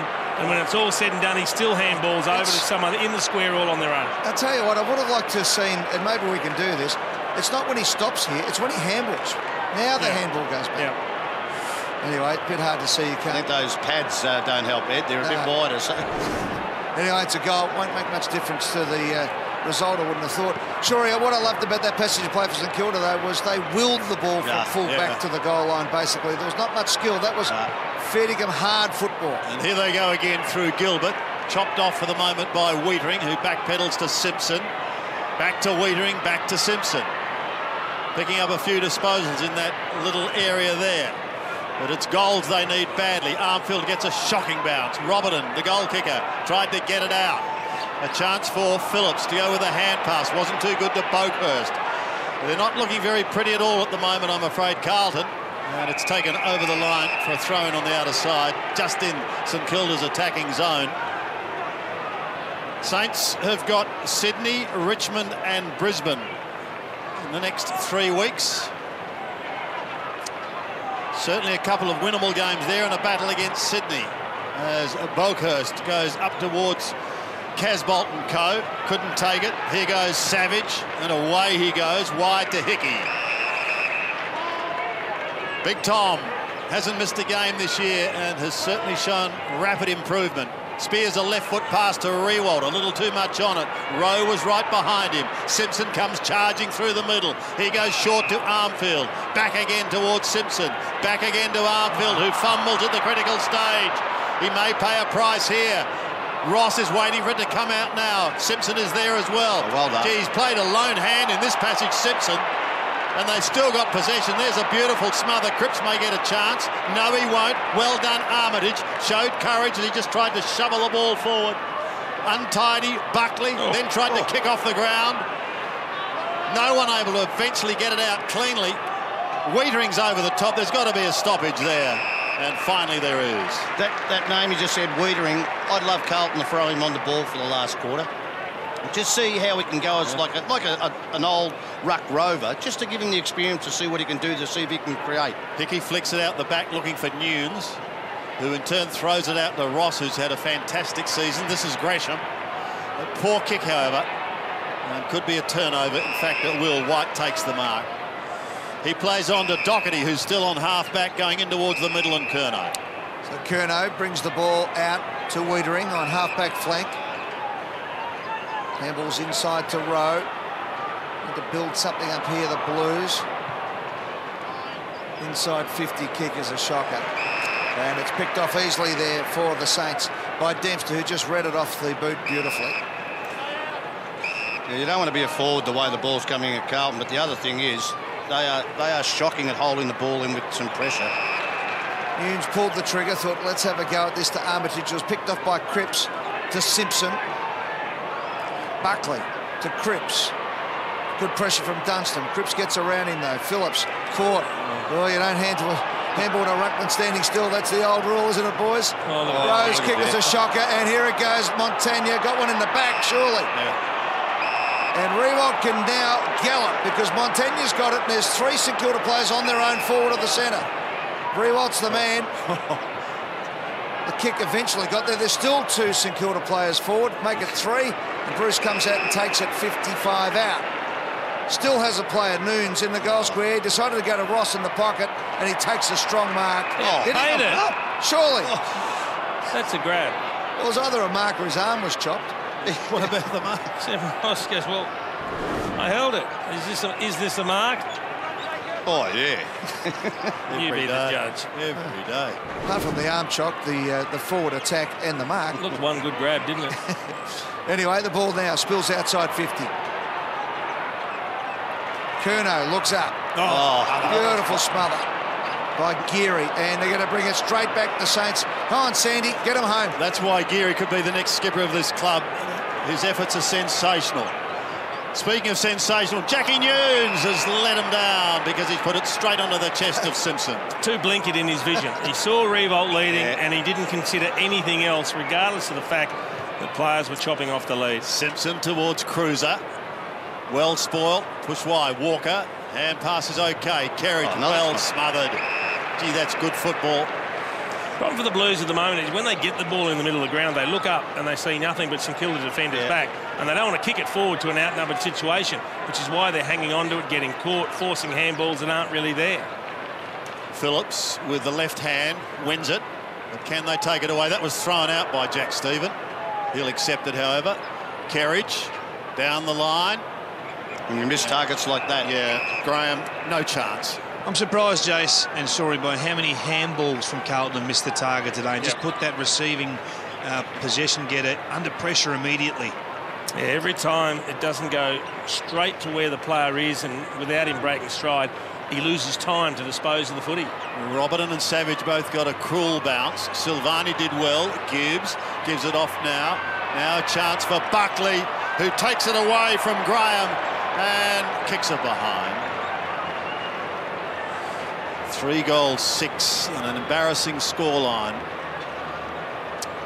Deep into the third quarter. Roberton tucked in the back pocket, gives it away to Montagna, over the top to another veteran in Gilbert. He finds Armitage.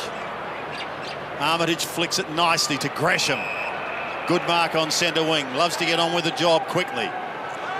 Has a good look around, then goes almost into the sunshine. Rewalt right on the edge there of the shadows. Now he goes wide. Can Bruce see this one okay? He can. 52 out. He's got Akers further forward. He's got Dunstan. Dunstan was his target. Armfield was the spoiler, and he did well to push it over the line. Probably one of the few players who could actually make up the ground to spoil Dennis Armfield. At least he had a commitment there to the defensive act, to getting there, to making sure there wasn't an easy little chip over the top. Big Matty Cruiser copping some friendly fire there. Levi's knee going into his side. So the Blues get it out. Again, they look up and don't really like what they see. Rowe goes wide. And mark taken out there by big Levi Casbolt. Casbolt. It's a thumping kick, except when the goals are in front of him. And Walker goes up and spoils beautifully over the line, out of bounds throw in. That's a good point, Ed, because when the goals are there, we know he's not good, but you try and make him into a ruckman, you know, because he marks the ball so well. If you played him behind play, he seems to cover the ground, and in play kicks, he seems to do that okay too. Phillips gets the tap, but it was roved nonchalantly by Nunes. Revolt, the handball. Akers, who's been busy today, but he was pretty much caught on that occasion. Carlton fans are screaming for the free kick. Well, the umpire's deemed he got a little bit of fist on it. Silvani, chip kick. Boakhurst has marked it. Spreads it out to Wiedering. Could run the whole way here, or he decides to go with the kick. Got there. Came off just. So the mark has been taken by Dennis Armfield. Oh, he nearly went off his mark. And Daisy Thomas gave him the lead. When did they kick their last goal, Ed? Their last goal was at the 13-minute mark of the second quarter, when Zach Tui put one through. Armfield kicked the one before that, rather. So it's been a long time between drinks, because we are now 17 minutes into the third quarter. They'll nearly get a Bronx cheer, their next goal. Nearly. So Armfield comes in from right on 50. It's bending, it's not bending enough. 3-7. Ross takes the kick in. And the problem is, if they don't start converting some of these opportunities, they'll see the margin start to edge up towards triple figures. Ross goes wide to Dempster, who's hiding almost on the boundary line.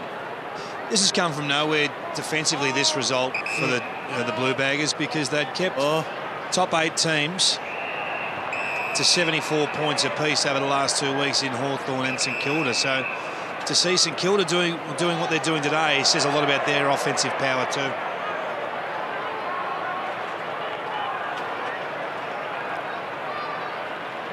Thrown in once again.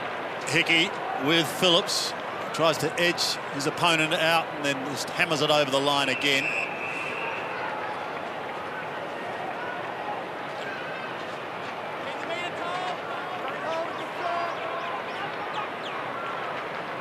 Again, Phillips just trying to edge him away from the ball. Ross taps it to Hickey. Rover to Ruckman. Hickey now felled. Have to pick himself up and do the work again.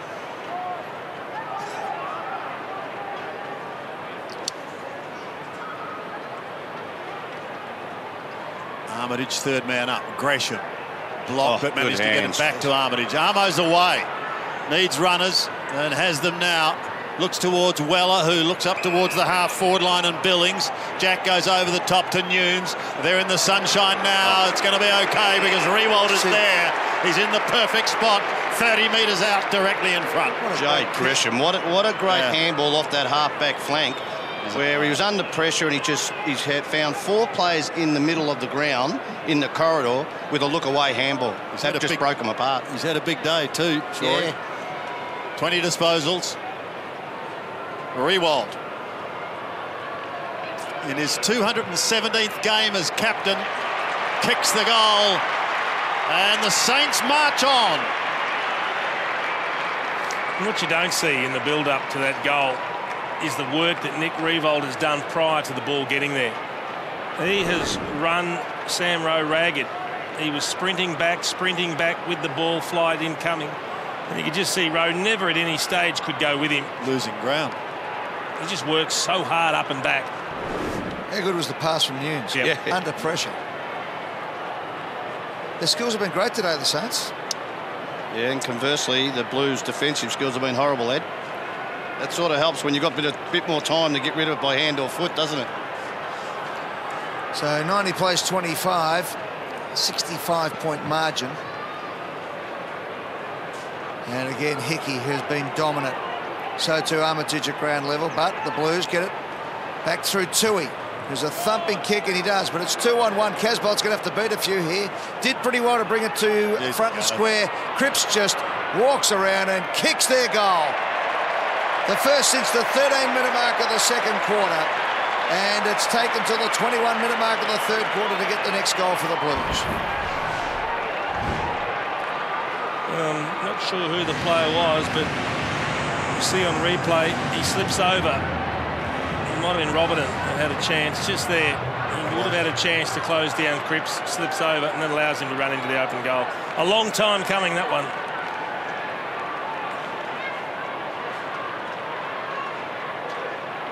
19 possessions for Paddy Cripps, 5 clearances. One thing you know about him is he'll continue to work hard. So back in the middle with Hickey and Cruiser.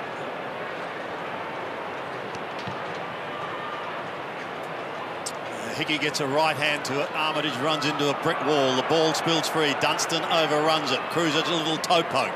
Brings it out about 15, 20 metres. Can Carlton start to string a couple of quick ones together? No, they can't, because an excellent smother is going to prevent that, and that was done by Jack Nunes, causing a throw-in on centre wing.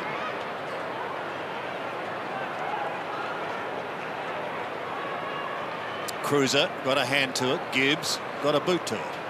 Down towards half forward. Silvani trying to tap it to a man going past, but it's Dempster who gives it to Savage.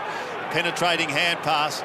Finds Montagna. Goes into the middle, and he's got Nunes. Oh, they're out. Over the top. Here's Jaron Geary. Needs a kind bounce, and he gets it now. Rewald is a target. Sun could be a problem. So too could White.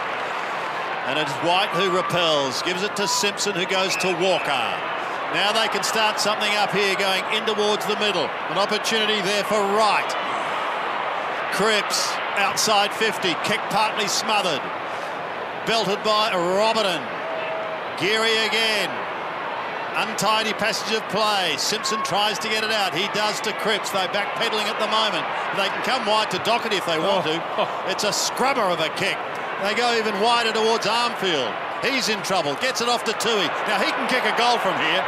50 metres out. He heads for home, and he has. Tui gets his second, and the Blues then make that his third. The Blues get their fifth. Zach Tui, the leading goal kicker for Carlton. Who would have thought when he came into this game with 3 goals for the year? 3 for the year, now 3 for the game, Sandy. Yep. Well, it was labour intensive, wasn't it? But they just got the ball. Even the Saints missed a few handballs that they should have made coming through the corridor, which would have broke the lines. But this is what the Blues have got to do. They've just got to keep working at the game. They've built up some credits this year, and especially the last month, as Kingy said, defensively they've built up a lot. It's failed today, and it's disappointing. But just see the game out. You'd hope that they'd probably win the last quarter. That would be the target they'd be giving each other to finish this game off. See the 2 players at the top of the ranking points, both playing half-back for the Blues, because they're seeing a lot of the footy. Tui's kicked a goal in each quarter. And the last time they kicked 2 in a row, he kicked the second of it, and it's the same here. They've kicked 2 in a row now, Cripps and Tui, to get the margin back to 53 points. So Brendan Bolton would just want to see them really play this game out. Oh, they're all gone down. Umpire went down in sympathy. Yeah. He paid the free kick to the Saints. They may as well let it go. Good play there by Tui. Used his body well. Kicks it out wide. Oh. Daisy Thomas just let it go for his team and ended up getting it. Simpson, who's been so busy and always goes hard. Thomas now gets the handball working. Another smother. This has been one of the best smothering performances by a team, particularly one who's dominating, that I've seen for a long, long time. They've been wonderful today, this smother, St Kilda. Oh, look at the speed. Just beaten for speed on that occasion. Oh, look at this. Silvani just chops off Jack Stevens. Good play by Silvani. Nice poise. Gets his kick away and hits the target. That was wonderful football. Something for the Carlton faithful. Thomas gets it going. Cripps now. Can Carlton do something with this kick? It falls short. White went hard. Wright did very well on that occasion. Now they're out the Blues. Graham. Handballs over the top. Got him. On court. Magnificent tackle. Savage tackle. Wonderful play. And the Saints save the day once again. Gee, they'd love to switch it. They've got a man out on the opposite wing, but it's the in-between kick that they haven't got. Just had to change the angles, didn't he? Had to come inside or left or right instead of running in a straight line. Still out there, Nunes, however, as well. He's going to change tack. Well, he's going to need a 70-metre ball, but he's got a chance to run here, and he's going to make the distance. It's a great kick. And that is sensational now. What have they got to offer? They took right. That's not going to work. So maybe the door will open for Curnow. Pushes wide. Can they get another one? Cruiser, an opportunist. Takes the mark. Outside 50. Got Casbolt pushed forward. Has no opponent at the moment. Phillips has gone down to the square. That's where he heads. Phillips is the target. Thump towards the boundary line. Good tackle by Cripps on Billings. Now Cripps an opportunity again, but he's claimed. Not before he gets the hand pass to Armfield. A high ball going across the face of goal and eventually chopped off by Sammy Gilbert. So Carlton just lifting in the last few minutes of this term. Gilbert to the outer side. Cruiser in the pack. Stephen down in front, but the boundary line beats them all. 4 possessions to Matty Cruiser. He needs to have a big game, bigger games than that for the talent that he's got. I know he's been hurt a couple of times today. Phillips trying to edge Hickey out of the way. Leg was Jack Nunes. Advantage is going to be paid here. So the Saints hugging the boundary line can spear it up towards the wing. They do that and the skipper is there. Probably time for another one. Just over a minute remaining, but he's going to give a little bit of ground here and go backwards to Seb Ross, who may go all the way back to Fisher or go in towards the middle. It's the latter and finds his mark in Nunes. Now Hickey on Tagner.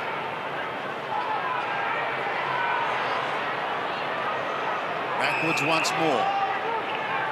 Ross and Dunstan have become the premier midfielders in the last half of the season. They've been absolutely sensational. We know how good Armitage has been. And Stephen. Robertson is calling for it. 50 metres laterally. It's not going to come his way. It goes to Nunes. Proppy hand pass, put his team under pressure, but equal to the task. It was Minchington just came away. Now goes again, and he has to because Gibbs was first to it and picked it up. Here's Simpson, who's tried his heart out. Short in towards the middle. Boakhurst. Maybe time for Carlton. In towards Cripps and Fisher. There was holding on. There was holding, and it'll come back, and Cripps will get the opportunity. A kick after the siren for Carlton's 6th goal. I thought St Kilda were about 5 points up in the last minute of the game, the way that they held the ball up then. But boy, I understand at certain stages when you might try and win the game, 1 goal up or something like that, but amazing when you're this margin and you hold the ball for probably 2 minutes and go nowhere. And even if he does kick the goal, they won't win the quarter. It's been a 4-goal blast by St Kilda, and at the moment 2 to Carlton. Cripps for his 2nd goal of the day, 2nd goal of the quarter, and he's got it. Patrick Cripps has 2. Carlton have their 6th, but St Kilda have been firing like a belt-fed mortar for the bulk of the afternoon, and they lead 14-6-90 to Carlton 6-7-43, a margin of 47 points.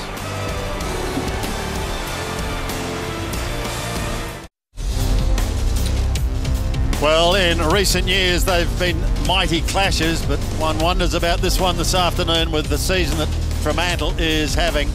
The Derby or the Derby, whichever side of the state you're from, that is coming up on Channel 504. Fremantle and the West Coast Eagles. Whilst here at the MCG, St Kilda in control. Took control early, leading by 3 goals at quarter time, and since then they've just continued to stretch that lead, winning at every term, 14-6-90 to 6-7-43. An excellent performance by Alan Richardson and his team. Let's hear more about the Saints' day to day, particularly their pressure as we go down to David King. Kingy? Well, that's the one thing that Alan Richardson has demanded from his team, and that's pressure at all times. Deny the opposition any sort of fluency with their ball movement, and they've been first class today. We've seen 9 smothers for the quarter. We've seen an inability for Carlton to move the ball, particularly out of the defensive half, and when they have got through, it's been tackles like that, efforts like that, from the Saints back 6 and the Saints midfielders that have put Carlton to the sword. They've forced them to play a game they don't really want to engage in, a down the line, boring, structured game of football with no real flair, no real dare, no real dash. 100% opposite to what the Saints have been able to do on the way back, Jason. I just wonder where to for Carlton right here, right now. What can they do in this last quarter to get themselves going, at least for the last 3 to 4 weeks of football? Yeah, well, it's interesting. We expected a better effort in the third term after a deplorable first half, and they did kick 3 late goals, which I guess was something, but it's been very little from the Blues. I think he'd be pretty disappointed, Brendan Bolton, with what he's seen today. Stephen Silvani in the coach's box there. Just like to see a little bit more from some of the youngsters coming through. Well, they kicked the last 3 goals of the term, Carlton, so hopefully something for them to give their fans some hope. Buckley off the half-back flank, does it beautifully, and then a big torpedo into the forward 50, but it is marked by Robertson.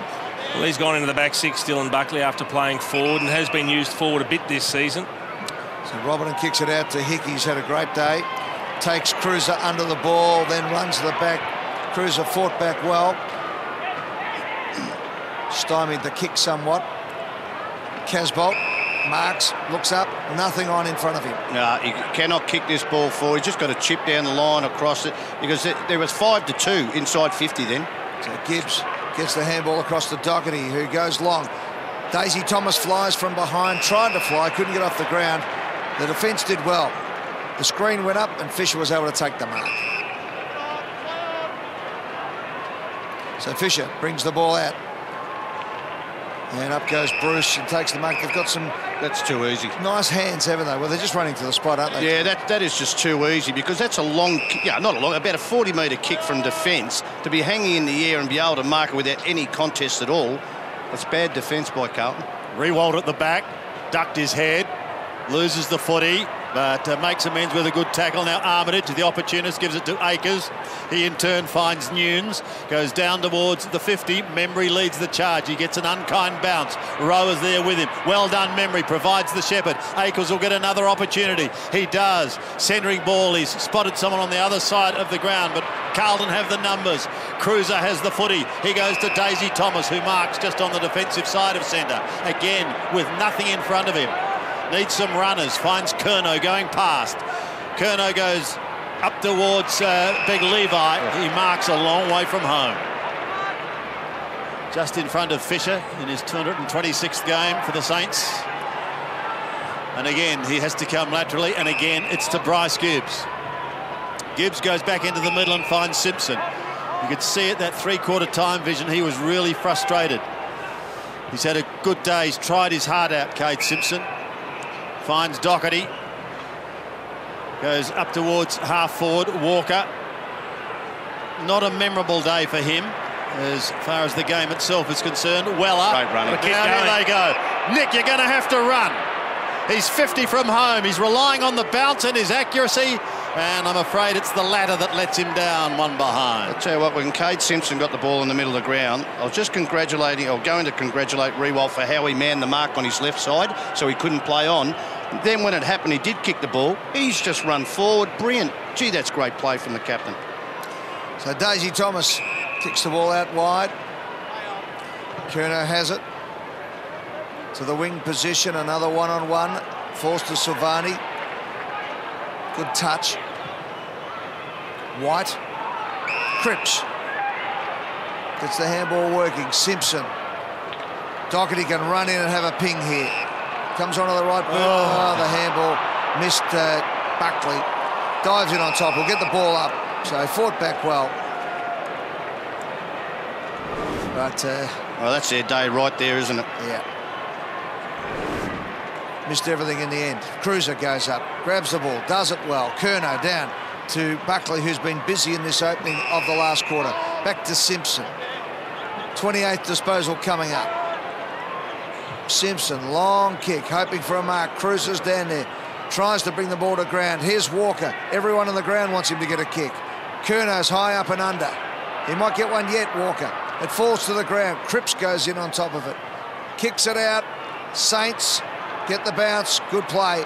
He comes out the revolt, and they're going to be able to relieve yet again. And it's the old firm that come away for St Kilda.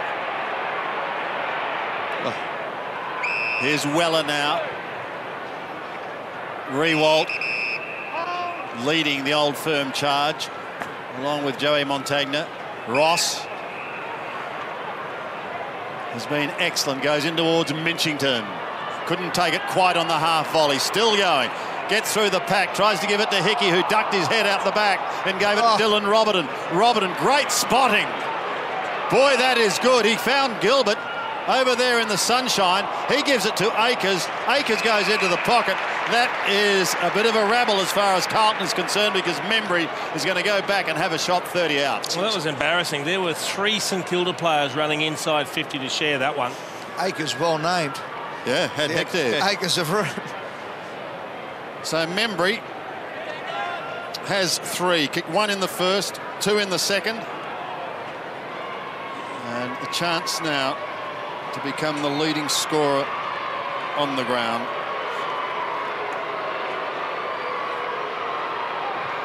Here's the drop punt on its way, and he misses to the right, one behind. 14-8 to 6-7.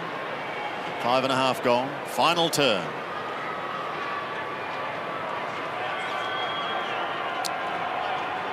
So the Blues from fullback Tui. He runs around, he gets himself into a big mess. Just got away with it in the end.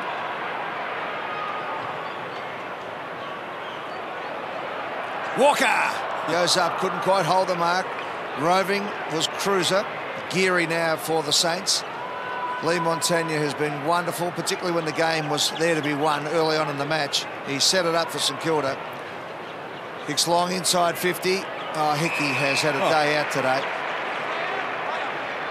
Kicks it long to the hot spot. Here they go. They're queuing up the Saints. Queuing up to take the mark, and in doing so, Membry can go back and kick goal number 4. He's kicked 3 goals too, and he almost deserves a 5-goal bag today. He's played so well. Bruce was in the spot as well. Beautiful kick from Hickey. I think that man might be one of the most improved AFL players in the competition this year. He's been a consistent goal kicker, kicking his 3s and 4s. I'm talking about the Tom odd 5. Sorry. I'm talking about Tom Hickey. He's had a brilliant year. Well, you could box them both up, couldn't you? Yeah. So Membry comes in and does what a good player does from that position. Puts it straight through the middle without any fuss whatsoever. He puts 4 goals next to his name, and St Kilda skip out to a 55-point lead. They want to win by 10 goals plus here. Good set of hands over the top of his teammate in Josh Bruce, in front of his opponent.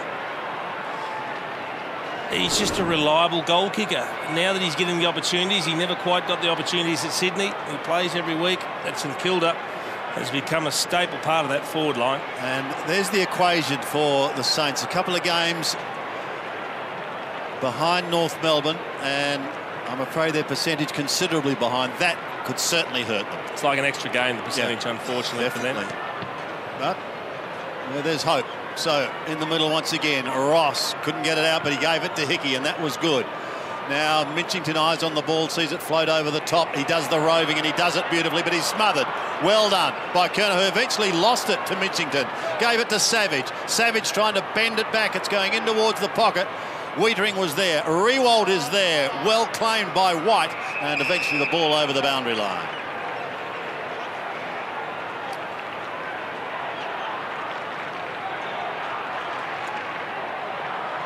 Big day for Nick Rewald. He's got hands on hips at the moment. He's exhausted. Here's Gresham with dash, trying to find Ross. Hickey threw it out. Buckley, well, that was like Gary Willits then. He rode him into the ground. Not much bigger than Gary Willits, Buckley. And I'm sure his dad would have had a bet on him. Hickey Jimmy with the left hand. And again, another stoppage. Seb Ross at the bottom of the pack. Carlton have got Brisbane next week, then Melbourne and Essendon, so they'll try and salvage something from the season in the next 3 weeks. Maybe third time lucky to clear this stoppage. They need a third man up here, Sandy. It's just waiting for it to hit the ball out wide from someone going. And they're not going to get it. Gibbs worked hard, almost lost it to Armitage. Didn't travel any distance. Now an opportunity to the outer side. Saints again with the numbers. Beautifully done. In towards the pocket, but that is a stray, and it's going to be White who takes the mark on the last line of defence. Plays on to Simpson. Dunstan's down there, looks, grabbing that left shoulder. Looks like he's in real pain. He hasn't moved. Well, that's tragic news for him and St Kilda if it's true. Mitchington gives it to Rewalt. Get out of the way, umpire, and he does. And Bruce takes the mark. Now Dunstan, they might have to just stop this. They want to stop the game. He's in real pain. Well, it looks like no. He's holding that shoulder. Yep. What a shame. Dunstan again has had a pretty good day. They say it is one of the most painful things trying to get that shoulder put back in. He just spins off on the tackle. That's how easily it can happen. Well, Bruce is going to take the kick. Let's hope it pops back in. He gets the goal. Dunstan is up. Josh Bruce now has 3. And look at that. At the yeah. Ouch. Consoled by his captain. That is hot. That's not pretty. I don't think he needs the pat on the head, just the mark. Just let him go. Oh, there it is. Yeah, just popped out the back there. Just from spinning off in a tackle. Yeah. Incredibly painful if you can't get them straight back in, Jace. It's going to be a bit of work now, unfortunately, in the medical room. That could take 5 to 10 minutes downstairs, and you just feel for him right now. Even Alan Richardson was cringing at the vision then. Oh, that's a shame, isn't it? Didn't Alan famously have a coach run into his shoulder? Yes, he did. Yeah. Thursday night before the grand final in 1990. And popped his collarbone out again. He did indeed. So Gresham got the ball out. Seb Ross. There's easy pickings here now. So we're lining up for a full forward, Jason. There's a couple of easy ones coming. As the ball goes forward again, Bruce goes up. Gresham, fall of the ball over the top, puts it to the danger zone. Rowe was able to get there and find a bit of space, but he's turned it over because the pressure was really good on him and the kick was ordinary. And as a result of that, back goes Blake Acres and lines up from pretty much where the game has been dominated by St Kilda today, from the 45-degree marks, from the 50 metres on the 50-metre line, if you like. The perfect spot to be kicking. And in he comes and proves that thesis correct. His first for the day, and it's been a big day out for young Acres. Great game of footy by him and the Saints. Well, sometimes these days can be the hardest ones for the forwards because they're so dominant further afield. All the midfielders are running into holes in the attacking 50, and you keep leading as a forward, but because the players are under no pressure to deliver, they tend to run and carry, have the handball option, short pass option, And St Kilda have just run free for most of the day, and we've seen so many of the running players, the midfielders, just popping into space inside the attacking 50, taking a mark and kicking a goal. 11 goal kickers. Yeah. Sorry, we saw Melbourne yesterday really just light it up against the back-to-back-to-back Hawthorn Football Club and make a statement that this club is on the move. You feel like St Kilda are not too far off that mark themselves, and days like today really help.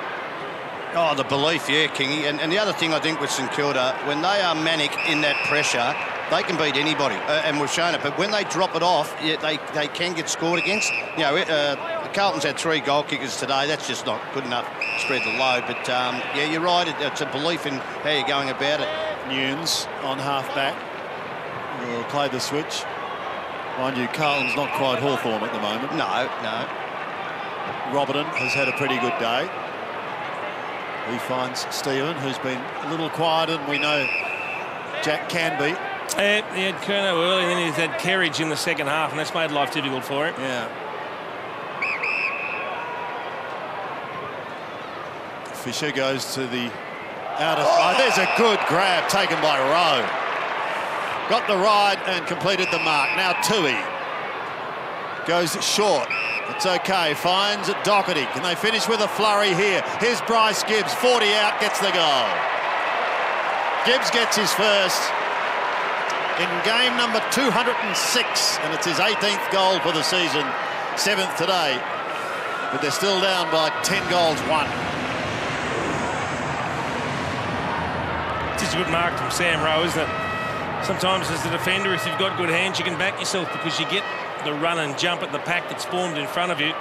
Timed it beautifully. That created the quick ball going forward. Good finish from Bryce Gibbs.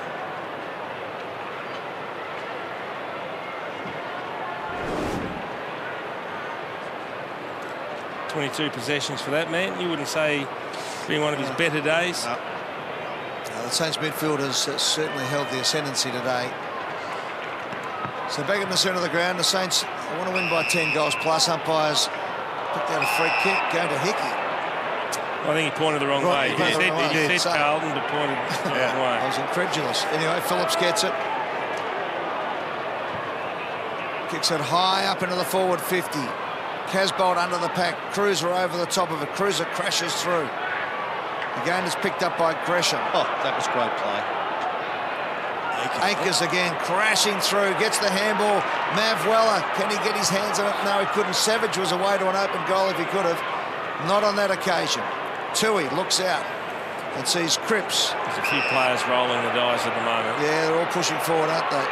Bryce Gibbs over the top to Cruiser. And Big Cruz will go back and have a shot from 45 metres out. Got Dale Thomas in the pocket if he wants him, but he goes back to have the shot. So there's players playing ahead of the footy and just sweating on the turnover.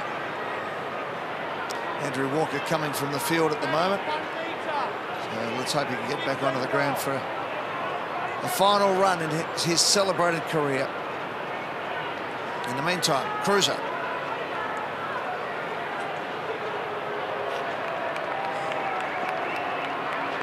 Matty Cruiser from 48 metres out, wobbles the kick, won't make the distance, and it's through 4 behind.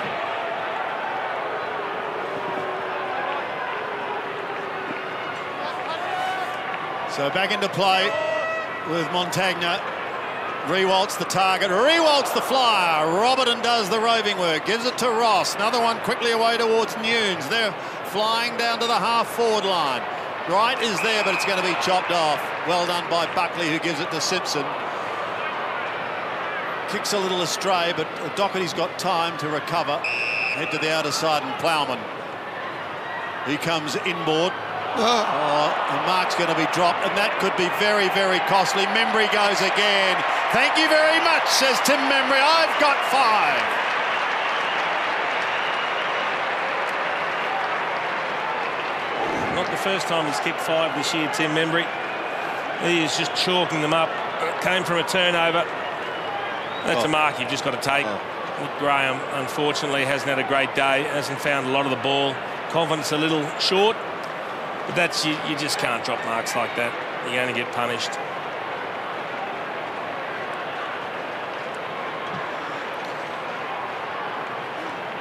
So One of the few goals not from an inside 50 mark, which Tony Shaw's been talking about all day.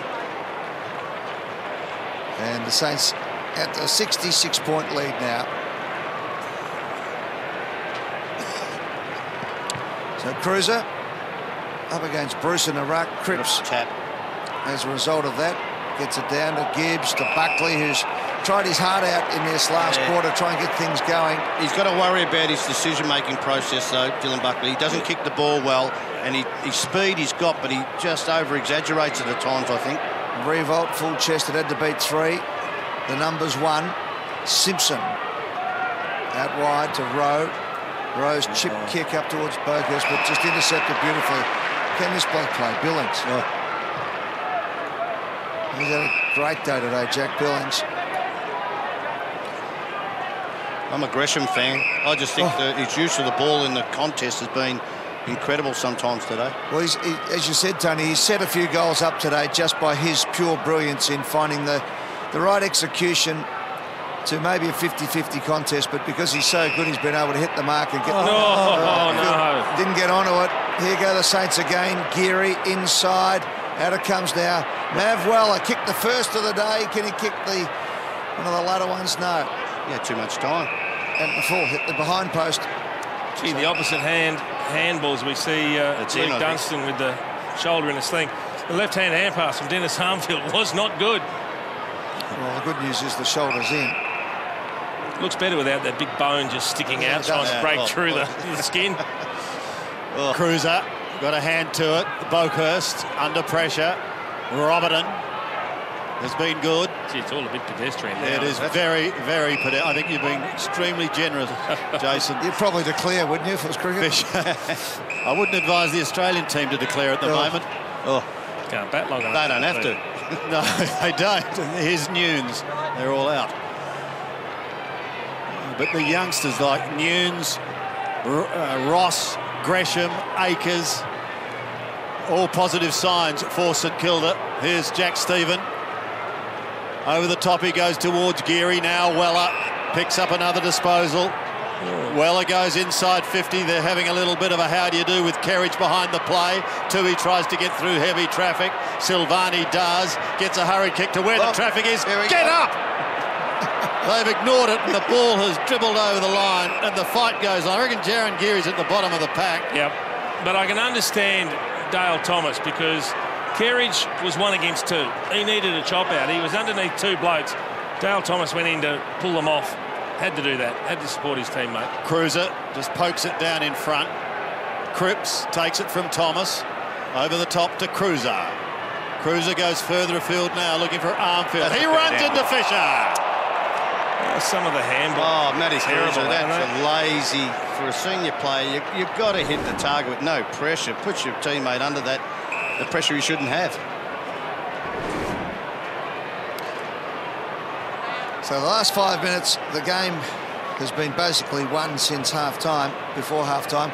37,797 here today. And Andrew Walker will get his swan song on the MCG after a wonderful career. Cruiser gets the tap. Cripps knocks it forward again. The Saints dive, and on top of it, we'll have a ball up. Gee, that was good play by Tom Hickey. He lost the tap, as you called it, Ed. The follow-up, he just caused this spillage to get another contest. At the full, free kick to the Saints. So Graham just trying to hack the ball out. No space, and again, St Kilda's tackling and their wonderful smothering today has been a highlight. Big fly from Billings. Got his own ball. There's Tony Shaw's favourite player, Gresham. Good play by Gibbs. Gets it out. Tui with a bit of dash. Handball's behind his teammate, but Buckley's good enough to get the ball out wider still. The run comes from White. Just gets his kick away, but as a result of that, it goes over the line out of bounds in front of 2 despairing forwards screaming for the ball. Good pressure by Nathan Wright. There's a long chase, wasn't it? Yeah. He did do well. So a throw in 4 minutes remaining. Cruiser, flick over the back. Curnow lurks. Tui, a goal kicker today, Zach Tui. Not on this occasion though. Weller should be able to clear. Players have got to make some space for him. An attempt against Simpson failed. That was by Geary. Simpson, possession number 38. He's tried his heart out. Casbolt swings around now and goes long, but he pulls it into the pocket. They want Walker. No mark. Yeah. Cripps will kick a goal. No, he finds the woodwork. And Andrew Walker now has 3 minutes and 20 seconds to leave us with perhaps a memorable grab. He's taken plenty in his time, but I'm afraid today has not been his day. Put him in the square and just bomb it in. Yeah, just 8 disposals. And the Saints players should play their part, I reckon. Yeah. Bruce a target. Oh, copped a knee in the back. Stephen Armfield right in there late. And a stoppage just forward of the centre. Here comes Hickey and Cruiser. Cripps, Walker lurking as well. Third man up, but Walker takes it over the line. Armfield off for a spell. Daisy Thomas back on.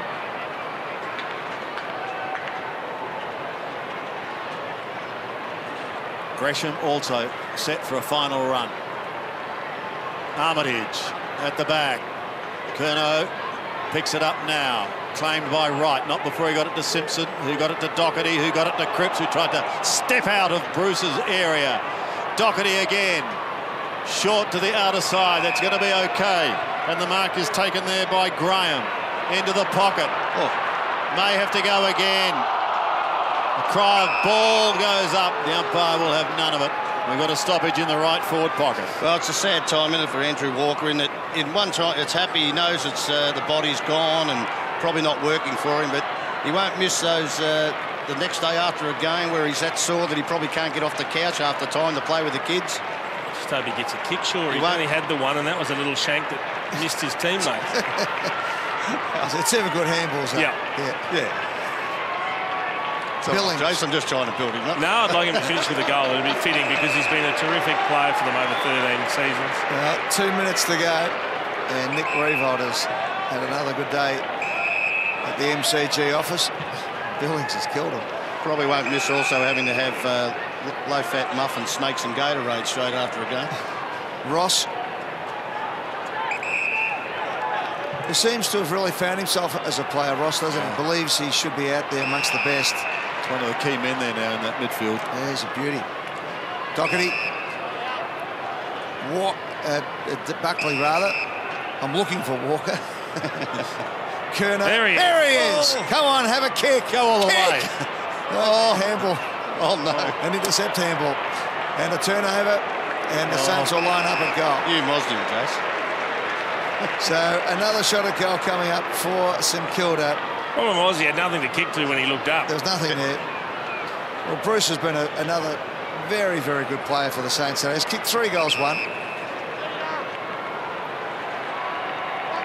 And again, having a shot from better than 45 degrees and 45 metres out.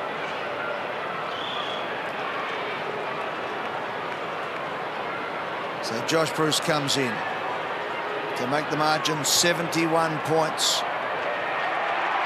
He does all that.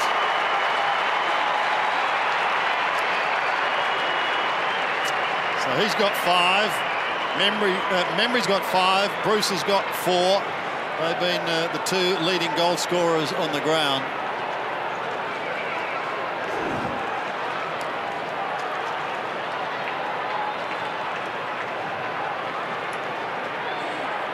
Well, let's have a look. And this has happened most of the time, not just about Andrew Walker. At Carlton, every time that they looked up the field, you could see a wall of white.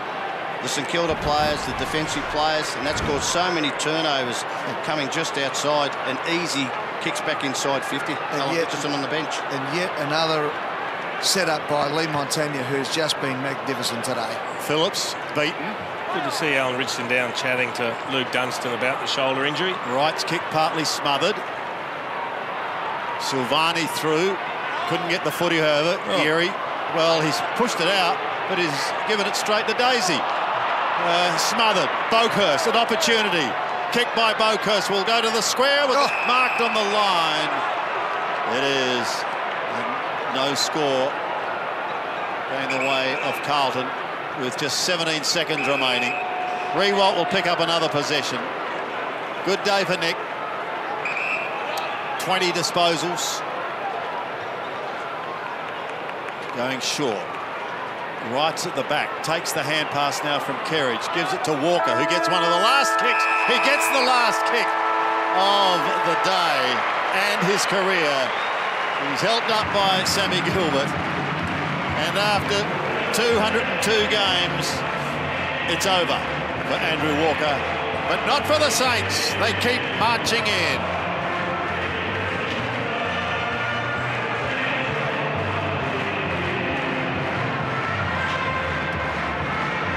Alan Richardson will be pretty happy with today's performance. It was a comprehensive win. Dominated the entire game. They led by 19 points at quarter time, 42 points at half-time, 53 at three-quarter, and 71 points. They won every quarter and were in front from start to finish, from the first goal of the game that went to Mav Weller. Let's go down to David King.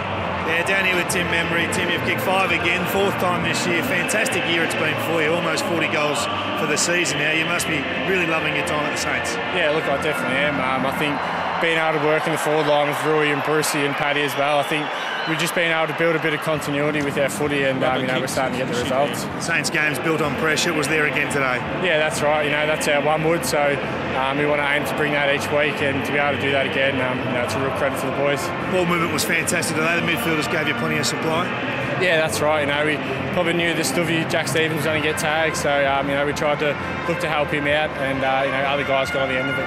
A month ago, have you caught up as a group and said, look, let's finish this year really strongly, because obviously we missed finals, but there's been some significant gains this year? Yeah, definitely. We don't want to just, go to the start next year now, but we want to keep looking forward at the end of the year, really finish off strongly and build for the end of the season. Good on you, mate. Well done today. Cheers. A great performance by St Kilda today. 5 goals to Tim Embry, 4 to Josh Bruce, and the players all going over to pay tribute to Andrew Walker, who finishes up his career. And great camaraderie out there between all the players. It's been a sobering time, hasn't it, Jason, for Carlton since that mini rush when they strung 4 together until round 12 came. Since then, it's been a battle. And that happens with a young developing side. You can see Andrew Walker feeling pretty emotional. I think Kingy was going to try and get him for a chat, but he may not feel up for that, because it's all hit him at once. The realisation comes to you that it's over, and it's been a fantastic journey. As we mentioned, 13 seasons with the one club. A lot to be proud of for that man.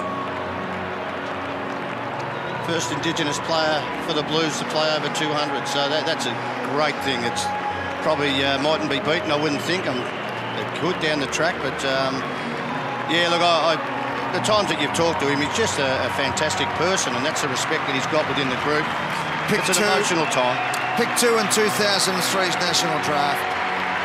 Made his debut against the West Coast Eagles in round 5, 2004. He was a Rising Star nominee in his first season. In 2011, he was Carlton's leading goal kicker. Named a life member of the famous Carlton Football Club. 2 years later, he was second in the club's best and fairest, and won the Spirit of Carlton Award.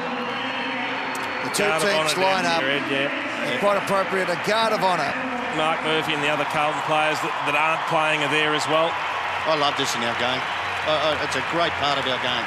And a wonderful moment for Andrew Walker, who finishes with 202 games of football. He kicked 84 goals along the way. He took marks, he kicked spectacular goals, and through a dark period for Carlton, he was a shining light.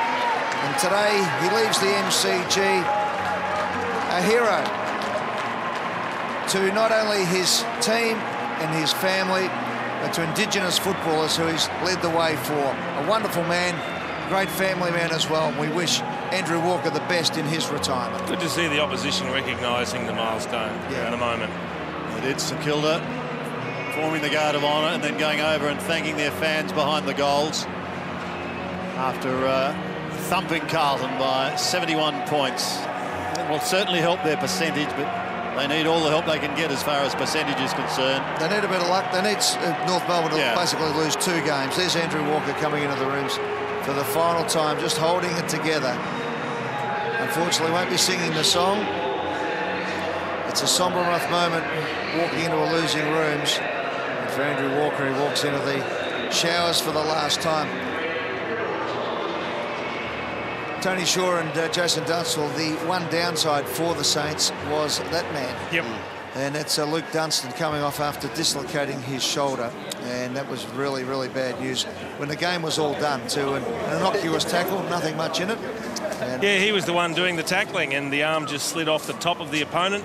Wasn't having a big day at the time, just the 12 possessions for Lukey Dunstan, but you just don't like seeing that. We don't like seeing injuries to any players. No, it could have been worse, though, because they might have qualified for finals and he might have missed a fair part of it. You know, at least you know that they're not playing finals. And still mathematically in the equation, Shorey. Oh, OK, Jace. Big test next week, of course, Sydney. At Etihad Stadium. Yeah, at Etihad. It'll be interesting, but as Sam Fisher goes in to join the boys, back in the side this week, they'll enjoy singing the song for the 10th time this year.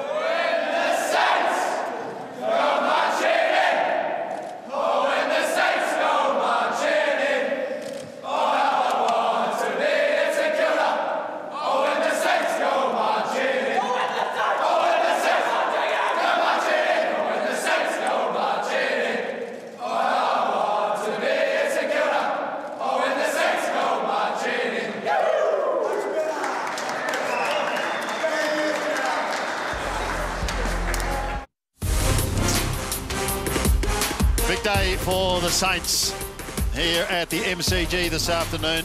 Tim Membry, sensational up forward. Some of the younger players, Billings and Nunes, exciting futures ahead of them. Tim Membry, very good as well.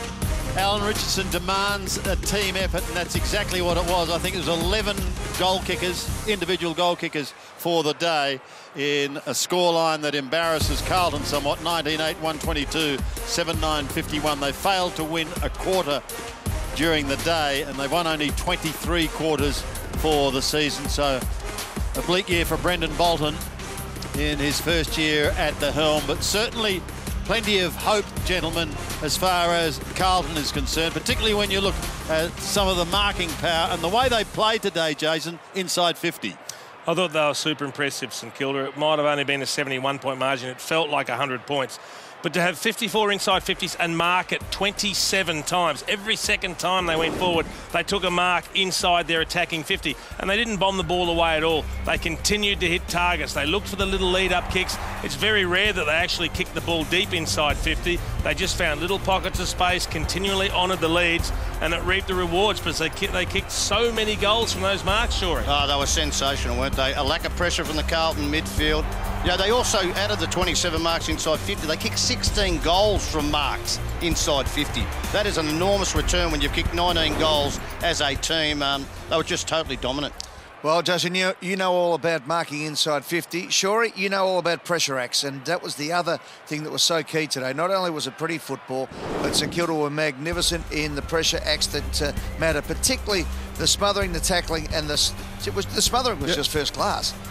It was, and the one thing about Alan Richardson, he is really into those pressure acts, and that was a great chase down myself. You can see Kate Simpson's going, where do I kick the ball, boys? I've got no idea because you're not giving me anything, but they played well behind the ball too, St Kilda. They really worked well in team defence. I think they had 9 smothers in that one quarter, Ed, so fantastic work. Jack Nunes was sensational today, 32 disposals. He is one of the rising young stars of the Saints outfit, and he's with our own David King. Kingy? Down here with Jack Nunes. Jack, thanks for your time. That's what I said. It was an amazing win, that. I mean, it's come from nowhere off the back of last week's poor performance. You probably wanted to get straight back on the horse. That was powerful today.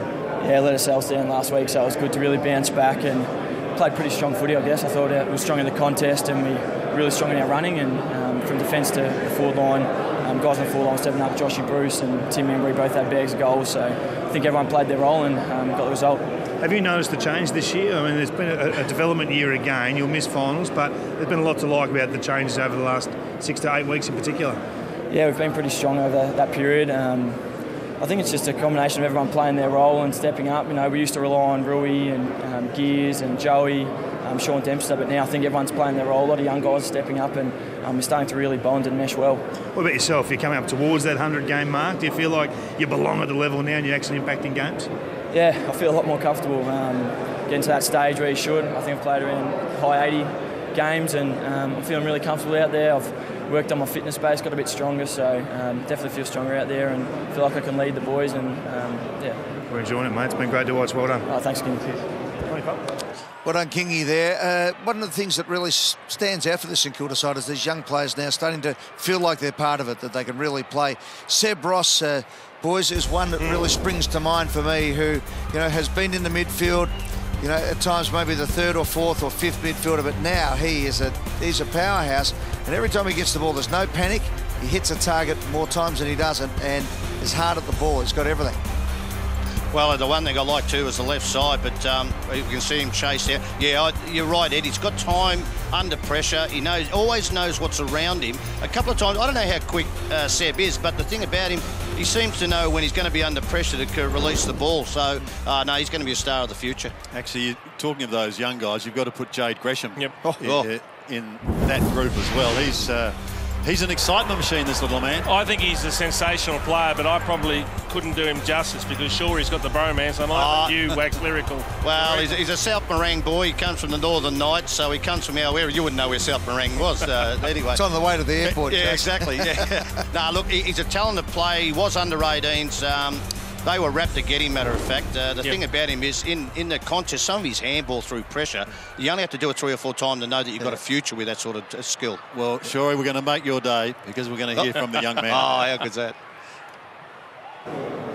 Yeah, down here with Jade Gresham. That was an amazing performance. I want to talk about you, though. I want to talk about the young fella just making his name in AFL football. You must be really just loving your time at the moment. Your second quarter today was outstanding. Yeah, just absolutely loving, playing at the moment. Played a bit of midfield today, which was good. But yeah, all the boys, they've been really good. Stilvey, Jack Stephen, Jack Noons, played well today. So hopefully we can bring that into next week. Who have you attached yourself to, right? I mean, right back through the pre-season, you played 15 games this year. Who's showing you the way if you had to pick out one player? I'll probably say Mav Weller, also Jack Stephen. They're very good players, professionals, and they're really good with us young boys and helping us out and trying to improve us week in, week out. Ball movement today was fantastic. The boys really lit it up, and there was plenty of ball there to be won in the midfield. You got involved, but it would have been a good day to be part of. Yeah, it was. It was pretty disappointing last week. We didn't play our way, and we made a focus this week. Just to get back on track, get our pressure up, and just take the game on and just have a bit of fun out there. Starting to notice some 22s get around on the back of the young kids running around. Oh yeah, the bit of the family's got it now. So it's good to see. But that's it. Going well, mate. Keep it up. Finish off the year strong. Thanks, mate. Thanks. Great stuff down in the rooms. The only downside today was the injury to Luke Dunstan. His 58th game of football. He's 21 years of age. He can really play this bloke. He's one of those silky midfielders. But as you saw there, number 7 going for the tackle, just was shrugged by Curnow, and as a result of that, the shoulder popped out, and instantaneously you saw him grabbing. You can see the bone, without being too graphic here, poking out the top. It took a long time. They had to get him off the ground, into the rooms, and have the painkillers to get it back in. Finally, he came back onto the bench with his arm in a sling, but it was a horrible situation for him. Extreme pain, and also you'd think that would be pretty much his season. Sometimes you can pop it back in and play, but whether you do, I suppose while there's still a chance to play the finals, you do so. But what do you think? Is that one of those ones where you might need a bit of a tightening operation, Joseph? It's a bit hard to tell from up here. Yeah, and I don't know whether he's done that before or not. Yeah. Sometimes players have looser sockets and they can pop in and out, but it was great to see Alan Richardson go down late in the game and just have a chat to him on the bench while the game was still going on. So he's a young player with plenty of football ahead of him. He'll get through it. The experienced boys of St Kilda did a really good job today. I speak of Nick Rewalt and also Joey Montagna. Let's hear from Jay with Kingy. Yeah, down here with Lee Monte. I reckon every time I do the Saints games, you absolutely fly. You blokes play some great football. Same again today. Yeah, I was thinking that when you called me over, that I reckon every time you do a game, we seem to win. But our boys were terrific today. Good team effort. we had a focus to really keep Carlton's score low, and to keep them to 51 points was a great effort. You play a lot of footy and you've seen a lot of players come and go. There's a young crop that are coming through at the moment that are pretty special. Yeah. Do you see anything today from many individuals that make you think, wow, he's got a big future? Yeah, look, I love little Jade Gresham. I think he's got some tricks that's going to be a really good player. I know he's only small, but we see guys like Lockie Neal and other players in the comp that can be really good inside mids, and we've found one in him. I think Blake Akers continues to grow. He's got such room for improvement that he could be anything. And a few of the other boys, that Tim Membry's still growing, and guys like that. So it was a terrific team effort, and good to see the young blokes lead the way. When Alan first started, he said the Saints brand were built on pressure. I'll tell you what, we're seeing it more and more regularly throughout the season in 2016. The last 6 to 8 weeks have been pretty good, haven't they? Yeah, it has. I mean, pressure's our go. When we do that, we know we're in the contest. What we need to work on is continue to grow our system, because if our pressure's not quite there, we need to be able to rely on our system. And I think the second half of the year it's gotten better defensively. We're structuring up better behind the ball, giving ourselves more of a chance. So we're just going to continue to grow as a team, but keep the pressure as the number one focus. Yeah, those old pins hanging in. We've got 3 games left in me, so I'm hanging in there, going all right. Good on you, mate. Well done. Yeah, 3 games and a little bit more on today's stats. What do you have? 31 disposals, 15 kicks at 93% accuracy, 16 handballs. Pretty good. He was sensational today, particularly when it was on early on. He was the bloke, Lee Montagna. Joey to his mates, who was just a dynamite player. And wonderful presentation here in the rooms after the game to Andrew Walker. Finishing up after 202 games of football. As Shorey mentioned, the first Indigenous player at the Carlton Football Club, and they've had some rippers going back, of course, to Sid Jackson at Carlton, who have just played wonderful football. But his marking, his goal kicking, his excitement as a player, and as you can see here, the dedication to his teammates, it's wonderful. And not a dry eye in the house down there at Carlton at the moment as this wonderful career finishes up. I think there was a poignancy about Dylan Buckley making the presentation as well. So it's one of the younger players. Yeah. It's almost a handing over of the baton, isn't it? And, you've been a terrific servant for the club, and now the young players are entrusted with taking it forward. They've also presented him with a framed #1 Guernsey too, which is a nice touch. And the bloke who wore that #1 Guernsey before him is standing at the back there, and Stephen Silvani, his wife and family with him. It's a amazing time. You get to the end of your career, and I asked Tony Shaw and Jason Dunstall this. You guys had celebrated careers, amazing careers. It's one of those things, isn't it? When it finishes abruptly. No matter how long you've been thinking about it, when it comes, the end comes quickly. Well, I knew mine was coming probably halfway during the season. It was going to be the last one, but the last one didn't work out well. I ended on the bench in the final. We lost the game by 4 points, so it wasn't a great memory. But, yeah, I shed a few tears. Perth, we remember that one? Yeah, I shed a few tears. It's just...